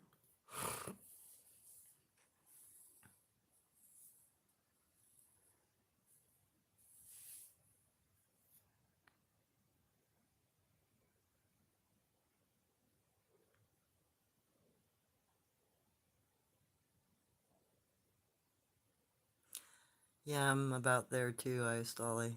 With the arthritis that I have now, I don't necessarily trust my hands to hang on to what I want them to hang on to.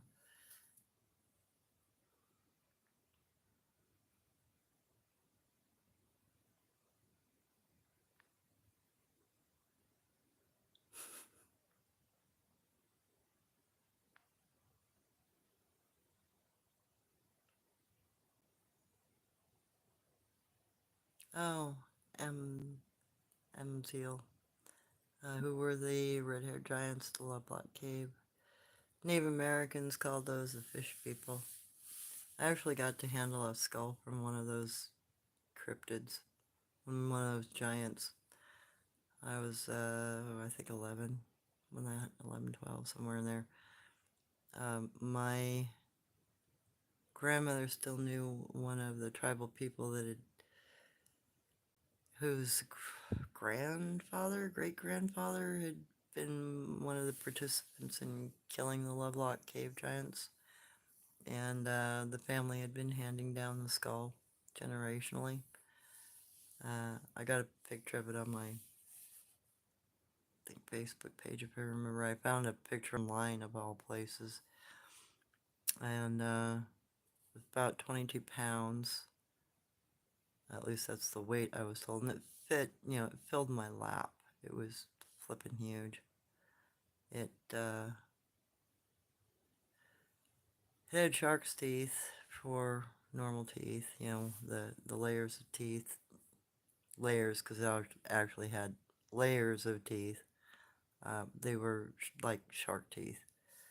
They didn't have normal teeth like we have.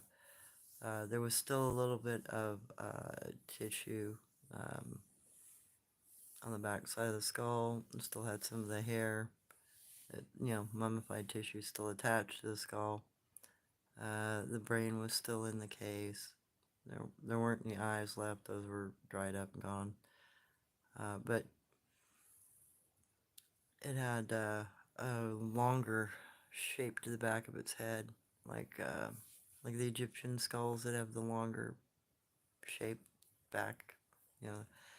What they call it, the sagittal bun back here was extended further back. So it had a very elongated shape to its skull, a very human-looking overall structure to its face, at least the skeletal side of it, except the teeth were shark's teeth. And Native Americans call those fish people. We claim that we believe that they came from somewhere else. My grandmother and Uncle Long's stories claim that they fell from the other planet that collided into us. So it was a bizarre experience. And the bones were orangish red in color. The skull itself, the bone material, was tawny orange. It was not like a normal human skull. You know, human skulls are bone colored, kind of tannish, creamish colored, and, get whiter with more sun exposure. But the Lovelock Cave giant skull was like coral colored, kind of orangish colored. So it's what we call a red bone person because of the keratin poisoning from the diet. They eat a lot of crayfish and other things that give them the poisoning and cause their bones to be a different color than ours. And, even the individual that on my turnout, there was an instance where four of the sun-faced people captured one of the Yaren women and molested her, held her down and molested her. And the horses, the wild horses that were out in that particular area, there were four of them, attacked the sun-faced people and tried to stomp one of them to death. And one of the horses actually managed to chip the femur bone, not a femur, the lower leg bone, excuse me, the shin of one of the sun-faced youngsters, because they were about 6 foot, 6 foot and a half. The horse's hoof chipped the front side of that bone and knocked a piece out about an inch long. Uh, and when I found it, because I also found the evidence of what had happened, because I'd heard her screaming the night before, and I stayed where I was sleeping. I didn't try to help her because I knew I couldn't help her, for one, but I also heard the horses going after him. But when I found the bone chip the following day, and I didn't keep it like a dummy, I should have. I was on my turnout though, and I wasn't even thinking about collecting evidence at that point or, doing anything to record them. I was just on my turnout. I wasn't anything in my mind that I should probably pay attention to this other than, hey, you can't go around these people, they might harm you. The bone piece that I found was very coral colored too. So I know that not just a dried up skull had that tone, but a fresh chipped piece of shin bone also had that same coloring tone. So it's, prevalent throughout their bodies. It's not, the poisoning goes throughout their bodies. And that probably would also affect their organs, maybe even their mindset. Because the dried up matter and the mummified brain inside the skull, because you could turn it over and look through where the stem comes up to the skull, where the top of the spine attached. You could look inside of it, and it it was darker colored um, brain tissue. It wasn't gray. It looked more almost chocolatey-ish color because of its age, but it still had that same kind of coloring tone to it to a degree. So yeah, we call those fish people, and they were incredibly carnivorous to us, and they had really disgusting behaviors.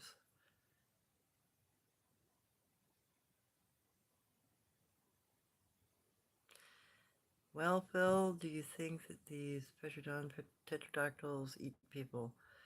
Um, the last incident, well, my mom believed that they ate people because she grabbed my hand and we went to a cave that had an opening in the back, and her instructions were, if it comes through the front, you go out the back unless there's another one up top, in which case we're screwed. But the plan was, if one of them came through the front of the cave, we were to go out the hole in the back and climb around the ledge around the other side of that particular cave and hide, hopefully. But they're the guy in Papua New Guinea that was studying the Ronak. There was an incident in, I want to say 76 or 79, somewhere in that timeline, where a farmer was picked up out of his yam field by one of the local pterodactyls, and it perched in a tree in the middle of the village and proceeded to eat him. I think I want to say Omni magazine did a piece on it. So you might actually be able to find an article about that particular incident.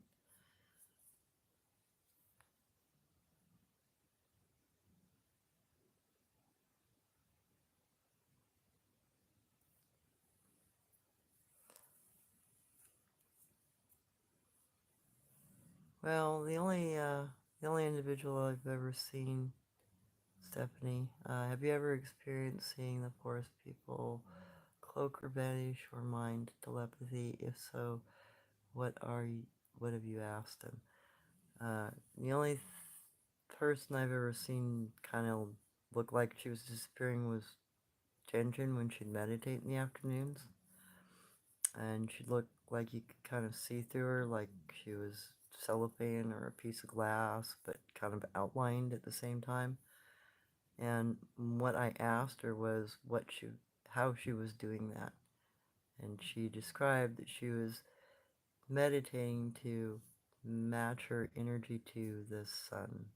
So she was trying to become light, is what she was saying, basically. So it's a practiced skill, potentially, because that was the impression I got from her. It was a practice skill. And in fact, she told me that her birthmark, her parents believed that she was special because of the clear skin birthmark that she had across her face. And she was encouraged by her parents to take up a very special form of meditation so she could become invisible. And that's why they named her Jen, which means golden person. In Jen, you can actually look up the name. It's the translation is the same in Chinese, Japanese, Taiwanese, Korean, Cantonese, and a couple other languages that are Asiatic. All means golden person. So they named her because of her birthmark, and they felt that she would be able to disappear because of it. You know, it was a talent she might have because of the birthmark. All she had to do was practice.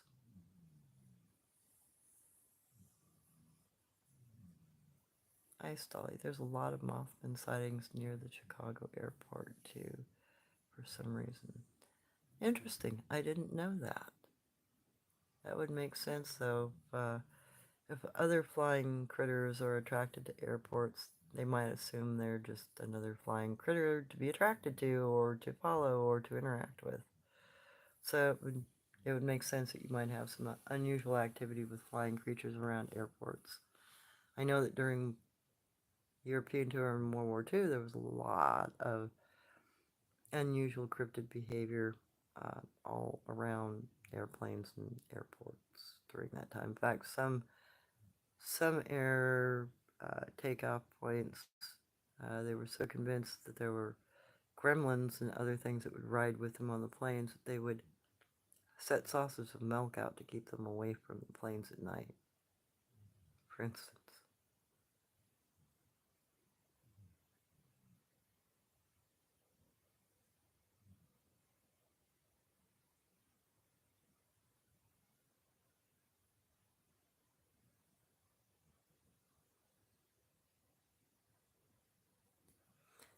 Hi, Stolly. I wonder if the hunting down of more maps could give us more hints to what is or was around.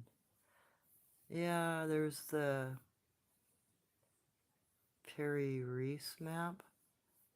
If you take a look at a copy or find an online copy of that map, look around the border, look around the edge of it. It's got some very unusual drawings. I mean, look at the map overall.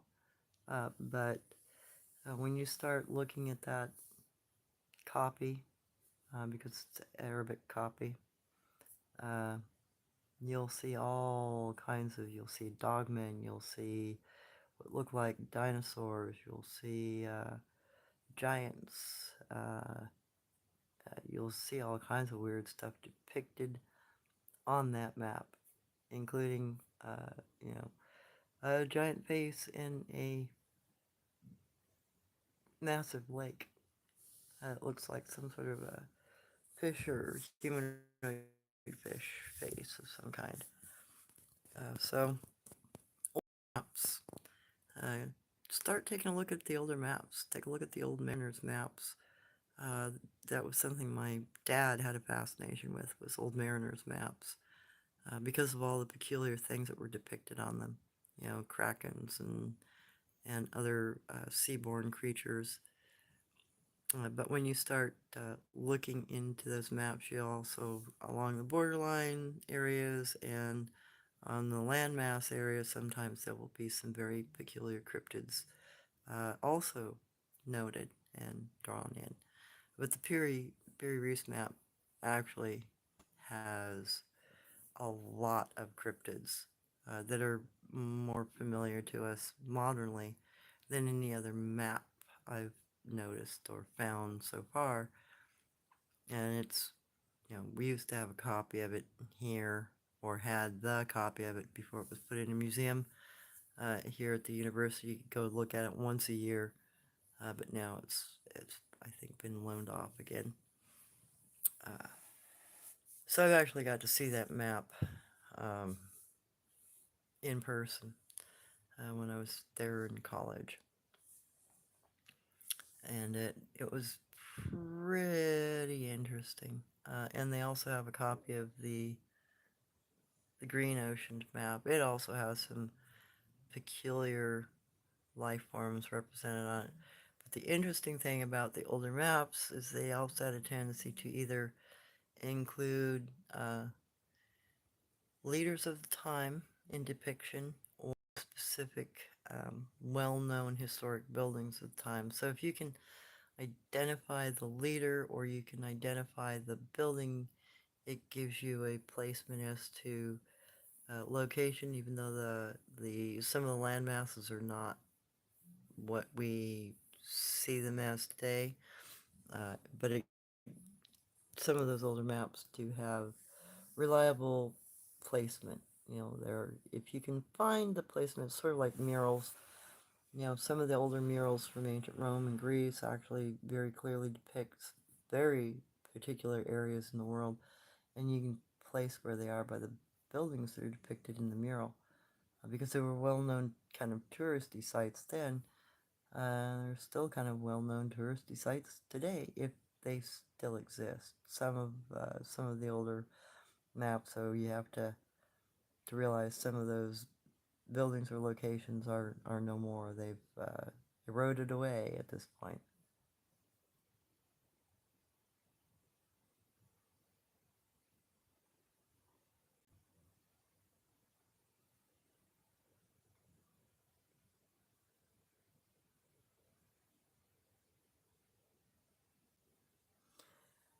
You might be able to find them online, Amazil. I'd be very interested in seeing these drawings done by Da Vinci you're talking about. That's fascinating that you're implying that he may have taken ideas from these troglodytes. I think also when he was painting the Sistine Chapel, there's the depiction of a pair of cryptids uh, under the depiction of Christ, where the cross is. There's a cave kind of structure painted in there. Two cryptids looking at you. They look like Bigfoot.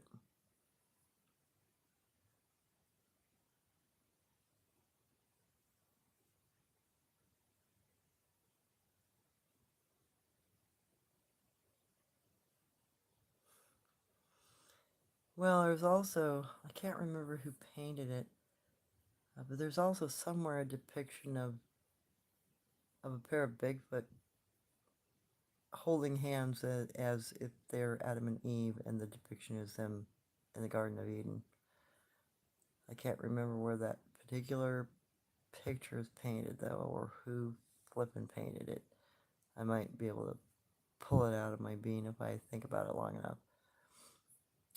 But it's not a well-known painting, of course. But there's the suggestion that Adam and Eve were potentially cryptids in some of the ancient books, because there are some descriptions of Adam and Eve being anywhere between 10 feet tall and 30 feet tall. And some of the older depictions uh, depict them as hairy, kind of like the hairy men of Europe, of the British Isles. I think it's one of the artists from Great Britain that painted that picture, if I remember right. I just can't remember which one. And I have seen it, like, in art books about paintings. A pair of Bigfoot holding hands next to a fig tree, and they're depicted as Adam and Eve. I just can't remember which flippin' artist did that particular painting.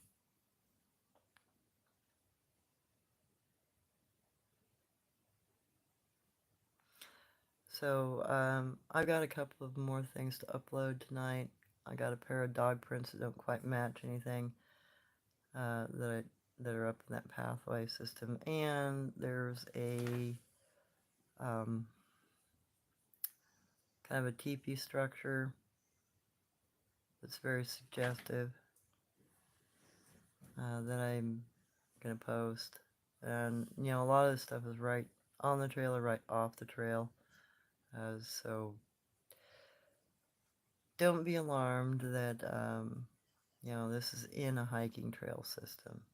There's I've seen freaking Bigfoot evidence and unusual stuff within trail systems all my life. It doesn't really shock me, but I can pick it out. And, it's pretty consistent. There pretty much isn't a place that you can walk without finding something, be it a snapstick, a kanji, or some sort of a structure, or some sort of pathway. And in fact, up on the second hillock, it's probably 1,200 feet, maybe 13 or 1,400 feet, there's a bunch of crossover trailing. There's cougar trails up there, there's bear trails, there's deer trails, and there are Sabe trails. There's Bigfoot trails up there all over the place. So I might go through and show some of that too. And people hear stuff up there all the time. They'll hear the language. And I've been watching the people on the trails, that are walking their dogs and whatnot. Like the day that I caught the language and the day that I caught the funny gurgly yowl sound. There were people on that trail in the area where those sounds came from, and they were looking off in the bushes going, "What is that? What made that sound?" So people have interactions up there all the time with them. They just don't talk to anybody about it. And they keep it to themselves. They keep quiet about it. Partly because potentially they don't know what they're hearing.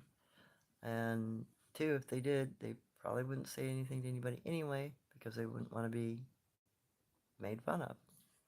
So anyhow, I think I probably should take off. Gosh, it's been almost 3 hours. And hopefully you got a better understanding that, I've been around critters like this all my life. I mean, I've been introduced to them, so to speak. My family made sure that I knew where they lived and made sure I knew what their behaviors were and made sure that I understood the lore about them. So I've got that to offer. And then, just my own exploration and going out and showing you what I've come to understand about them, and how the mythology and the lore matches, you know.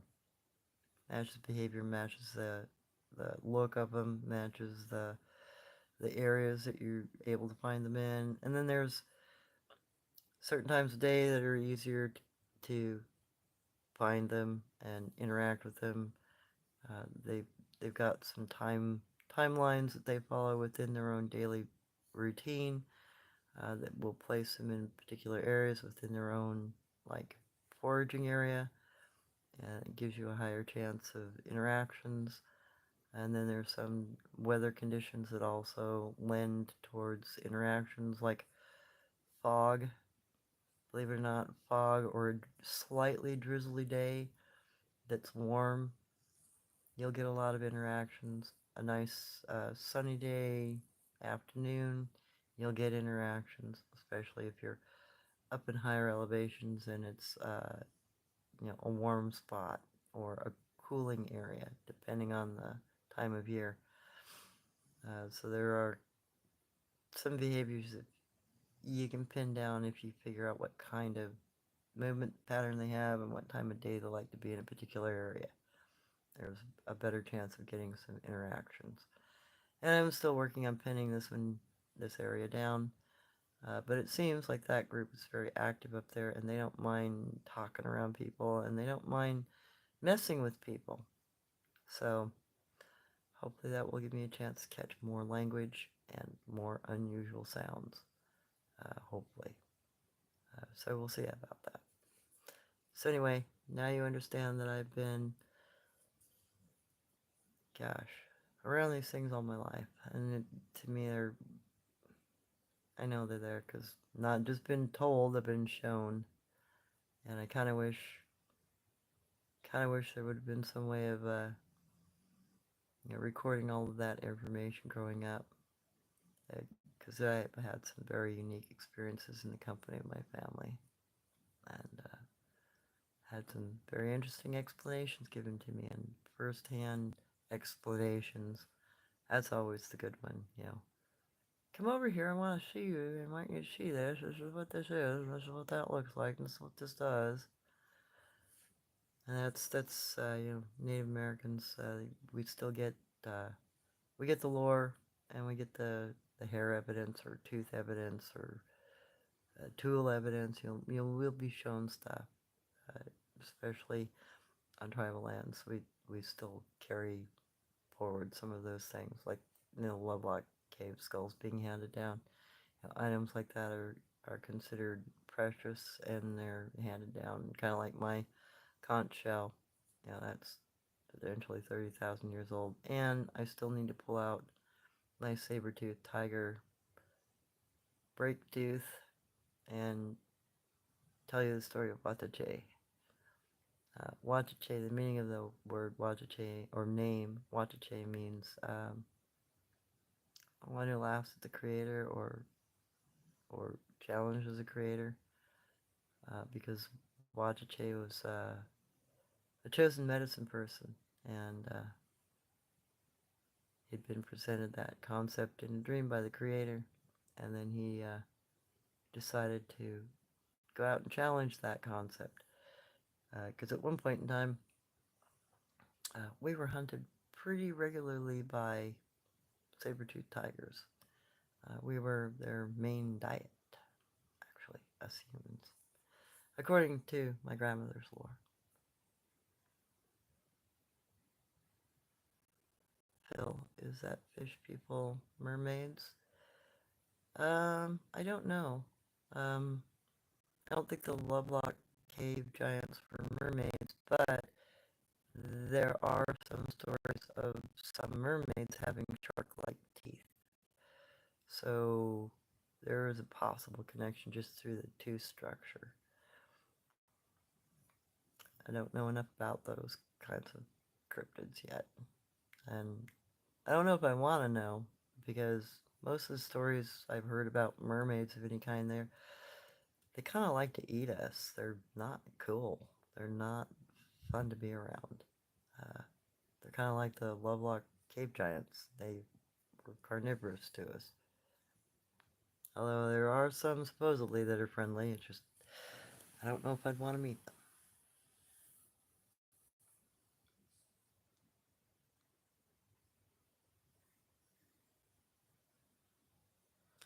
Yeah, I can believe that, Phil.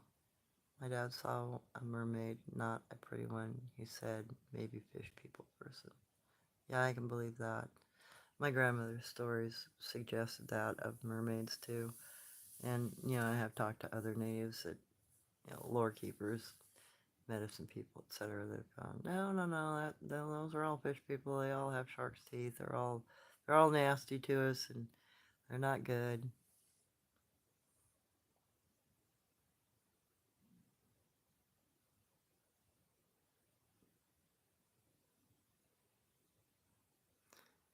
Yeah, I think it's keratin from crawdads. I know it's some sort of thing that makes your bones red. I think it's called keratin or creatine, something like that.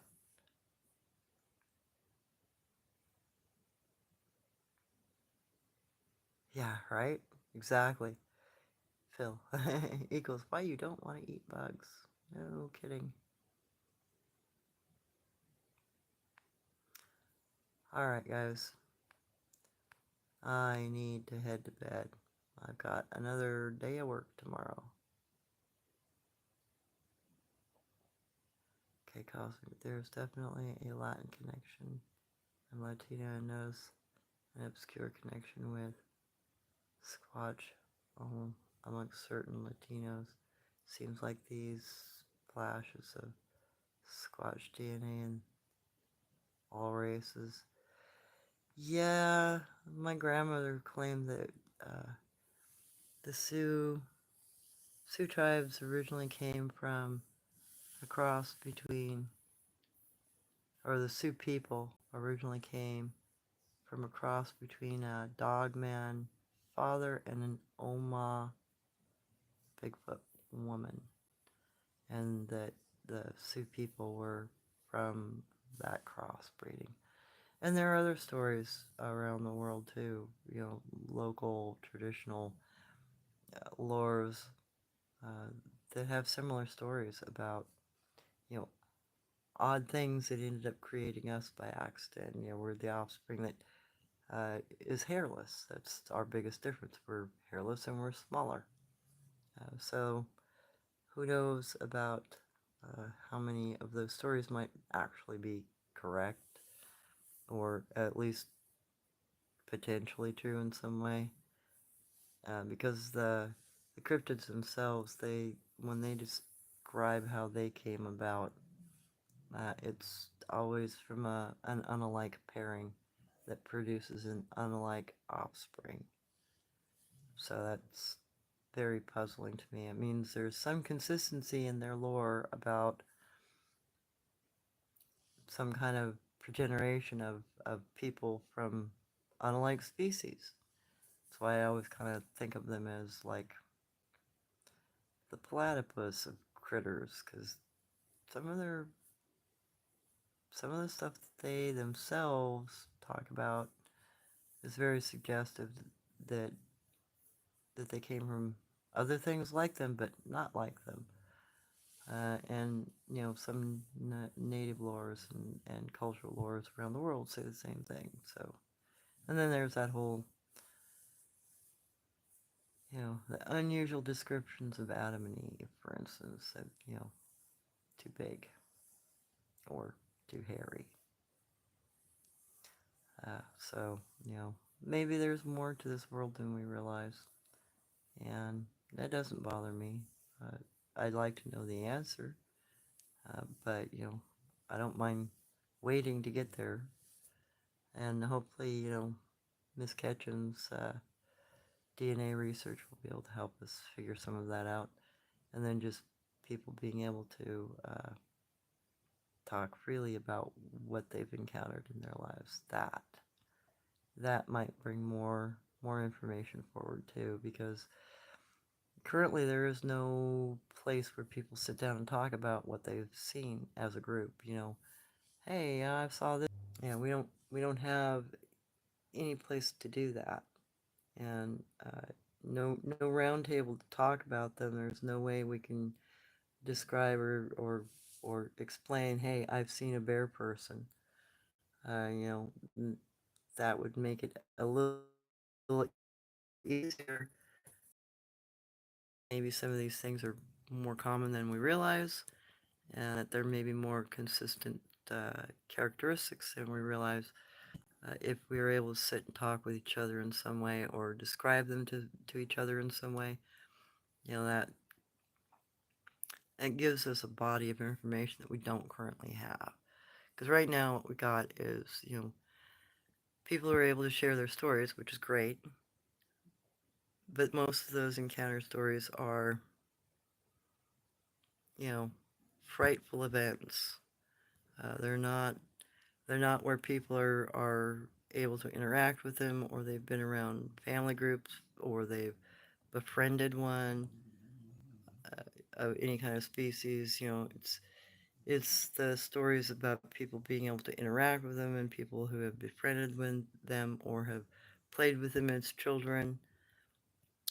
Those sorts of stories are incredibly valuable because, one, you get a very good look at the creature, and if you've interacted with it more than once, you have a very good sense of what it is, what it does, how it acts, whether or not it can speak, whether or not it does certain things like use tools, what it eats potentially because it might eat in front of you.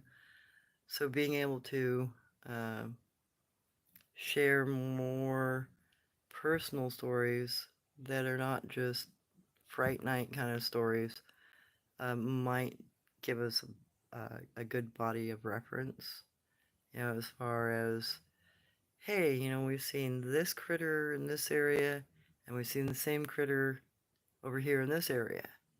Like my incident with the skookum the other night, and the boy being thrown out for a night because he traded the wrong item with me. It matched the same story as my Japanese aunt story about the Namahugi. If I didn't know my Japanese aunt's story about the Namahugi and how they, correct their children, I would have never understood that the skookum have the same pattern of behavior. So there's that. If there was some way we could sit and share our stories with each other, we might learn a lot more. We might come to a very good understanding more quickly if we're able to interact about our stories, about our personal experiences. I constantly get people saying, hey, I've got this thing in my yard. I've got this thing. Um, I knew it as a kid. I've interacted with these things in my hillsides. Yeah, I've got this critter on my property. And some of the stuff that's been emailed to me is confirmed. You know, there are some of the things I thought had died out are not died. They haven't died out. Like the face peelers, face eaters. Uh, there's still those hanging around in a couple of areas of this world. And I was under the assumption because I've been told, oh yeah, we killed one back in the 1600s, or a couple of them, that, I thought, oh, that was an odd one-off, one thing, one or two things, that would be it. There wouldn't be any more. They were extinct in my mind. But no, they're still being sighted in the same area that my native family uh, was hunted by them, and where we killed one of them back a couple hundred years ago. They're still in the same region, and there's still some in South America. So, there are potentially, if we were able to communicate about them in a more open manner, potentially we could start piecing together more information about what they look like and where they're at and how long they've been in areas. It's way better than saying, I got frightened by something. Here's a a attack point on a map. If you can attach a description to it and some validity to the interactions, then it might paint a better picture. And it might. That's the other thing. I've gotten some good feedback through my emails. Is native people have gotten a hold of me and said, oh yeah, one of your stories completed one of my grandmother's stories, or my grandfather used to talk about that, or my father used to speak about those sorts of things, but I didn't know that was also over here, where you're at. So it's maybe a different approach, hopefully. And I do enjoy the fact that uh, everybody here has a tendency to openly communicate with each other. I really appreciate that because it allows it allows to paint a better picture. So anyway, I gotta get to bed. It's my God, 3 in the morning. Thank you for being patient with me, and thank you for letting me let you know. Hey, these I've been around these things all my life, and I've interacted with them, and I've tracked them, and I have a really good education about them. And yes, they speak a multitude of languages, so don't be surprised if you hear languages in my videos because, well, they talk. And, they've got three major forms of communication. They've got direct speech, they have the knocking, tapping, all that stuff, and then they have their calls. So there are three communication forms when I go into the field that I'm constantly paying attention to. And sometimes, I'll use like a tapping sequence while I'm recording. You may not realize it because I'm doing it very lightly, but it's, trying to communicate with them while I'm also doing my recording, and then trying to listen for the languages when they pop up and the phrases. And so, I'll stop or I'll stutter or I'll be paying more attention to that than making my recording because I'm trying to catch that language, whatever sentence is said, so that I can make sure I hear it and make sure I remember it. And if it's not something I can recall off the top of my head, I come home and I look it up. You know, most of it's translatable. It's very, very common language. It's just a mishmash of languages. Sometimes I can't find anything. Sometimes I can't remember it, and sometimes I can't find a translation. Yeah, actually, Sonia, I do. I work nights. My new schedule is 6 p.m. to 3 a.m. So I sleep during the day, like I always have, like a cryptid. So yeah, I do sleep. It's just I have a very peculiar work schedule. I work at night.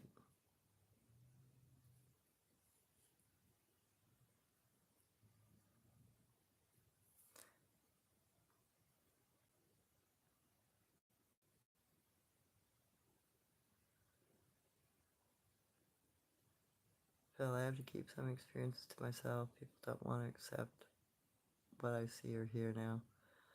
Yeah, that is one of the biggest problems.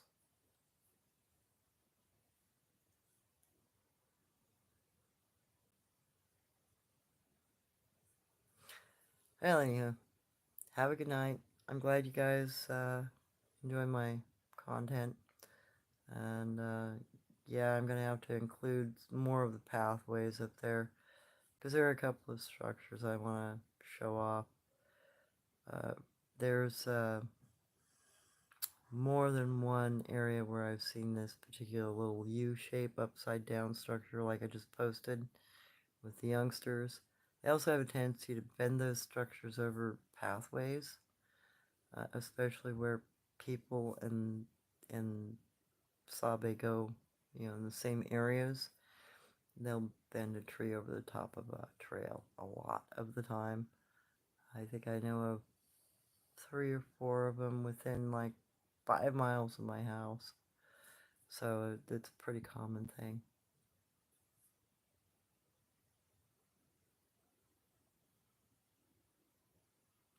Sonia, do Sabe hear you even if they don't acknowledge you? Oh, yeah.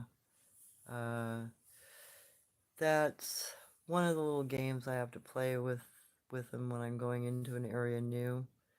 I have to pretend not to notice them.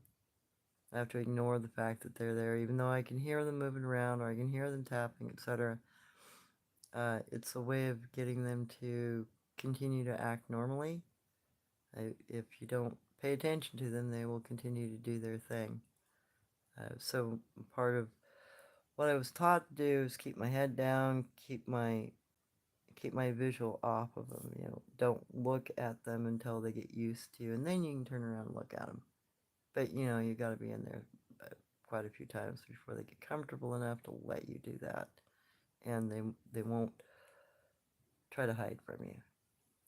And it's also good practice to not pay attention to them, so to speak, so that you can figure out where they're sitting, because they will habitually sit in the same spots. They will habitually interact from the same spots. So if you are pretending to ignore them, they will continue to do their intergroup interaction, and they'll give their position away. So it's a really easy way for you to figure out where they're at. Are they up a tree, or are they down on the ground? Are they sitting within 20 feet of me? Are they sitting up on a hillside? Because if they think that you're unaware of them, they won't try to mask or hide or be quiet.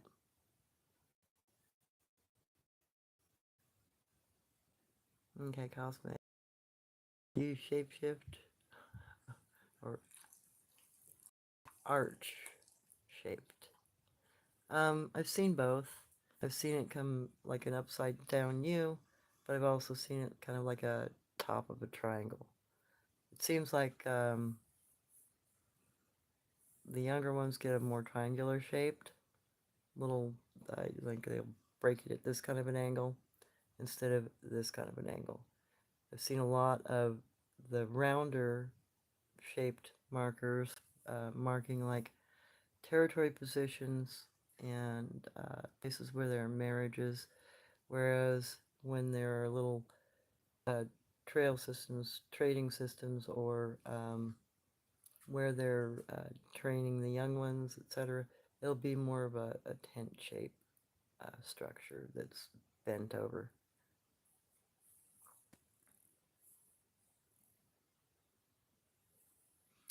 Yes, Cosmic. Both Dogman and Sasquatch use heart-shaped stones for marriage. I've noticed that throughout the years, and they're very consistent with that. Anyway, my battery's about to die, and I gotta get some sleep. I'm glad you guys took the time to be here. I appreciate you.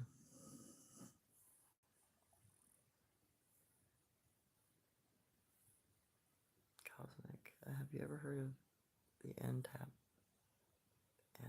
people? That sounds familiar. I think my grandmother used that word, N-tap.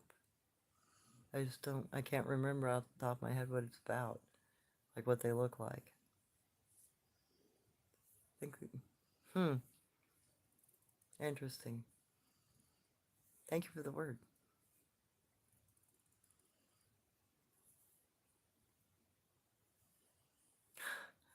Sorry, Cosmic.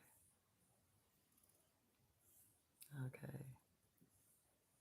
Sonia, I think I had a small one 2 summers ago. I spoke with them. I had the crows come to the back door where I was, standing in those maybe 2 feet from me.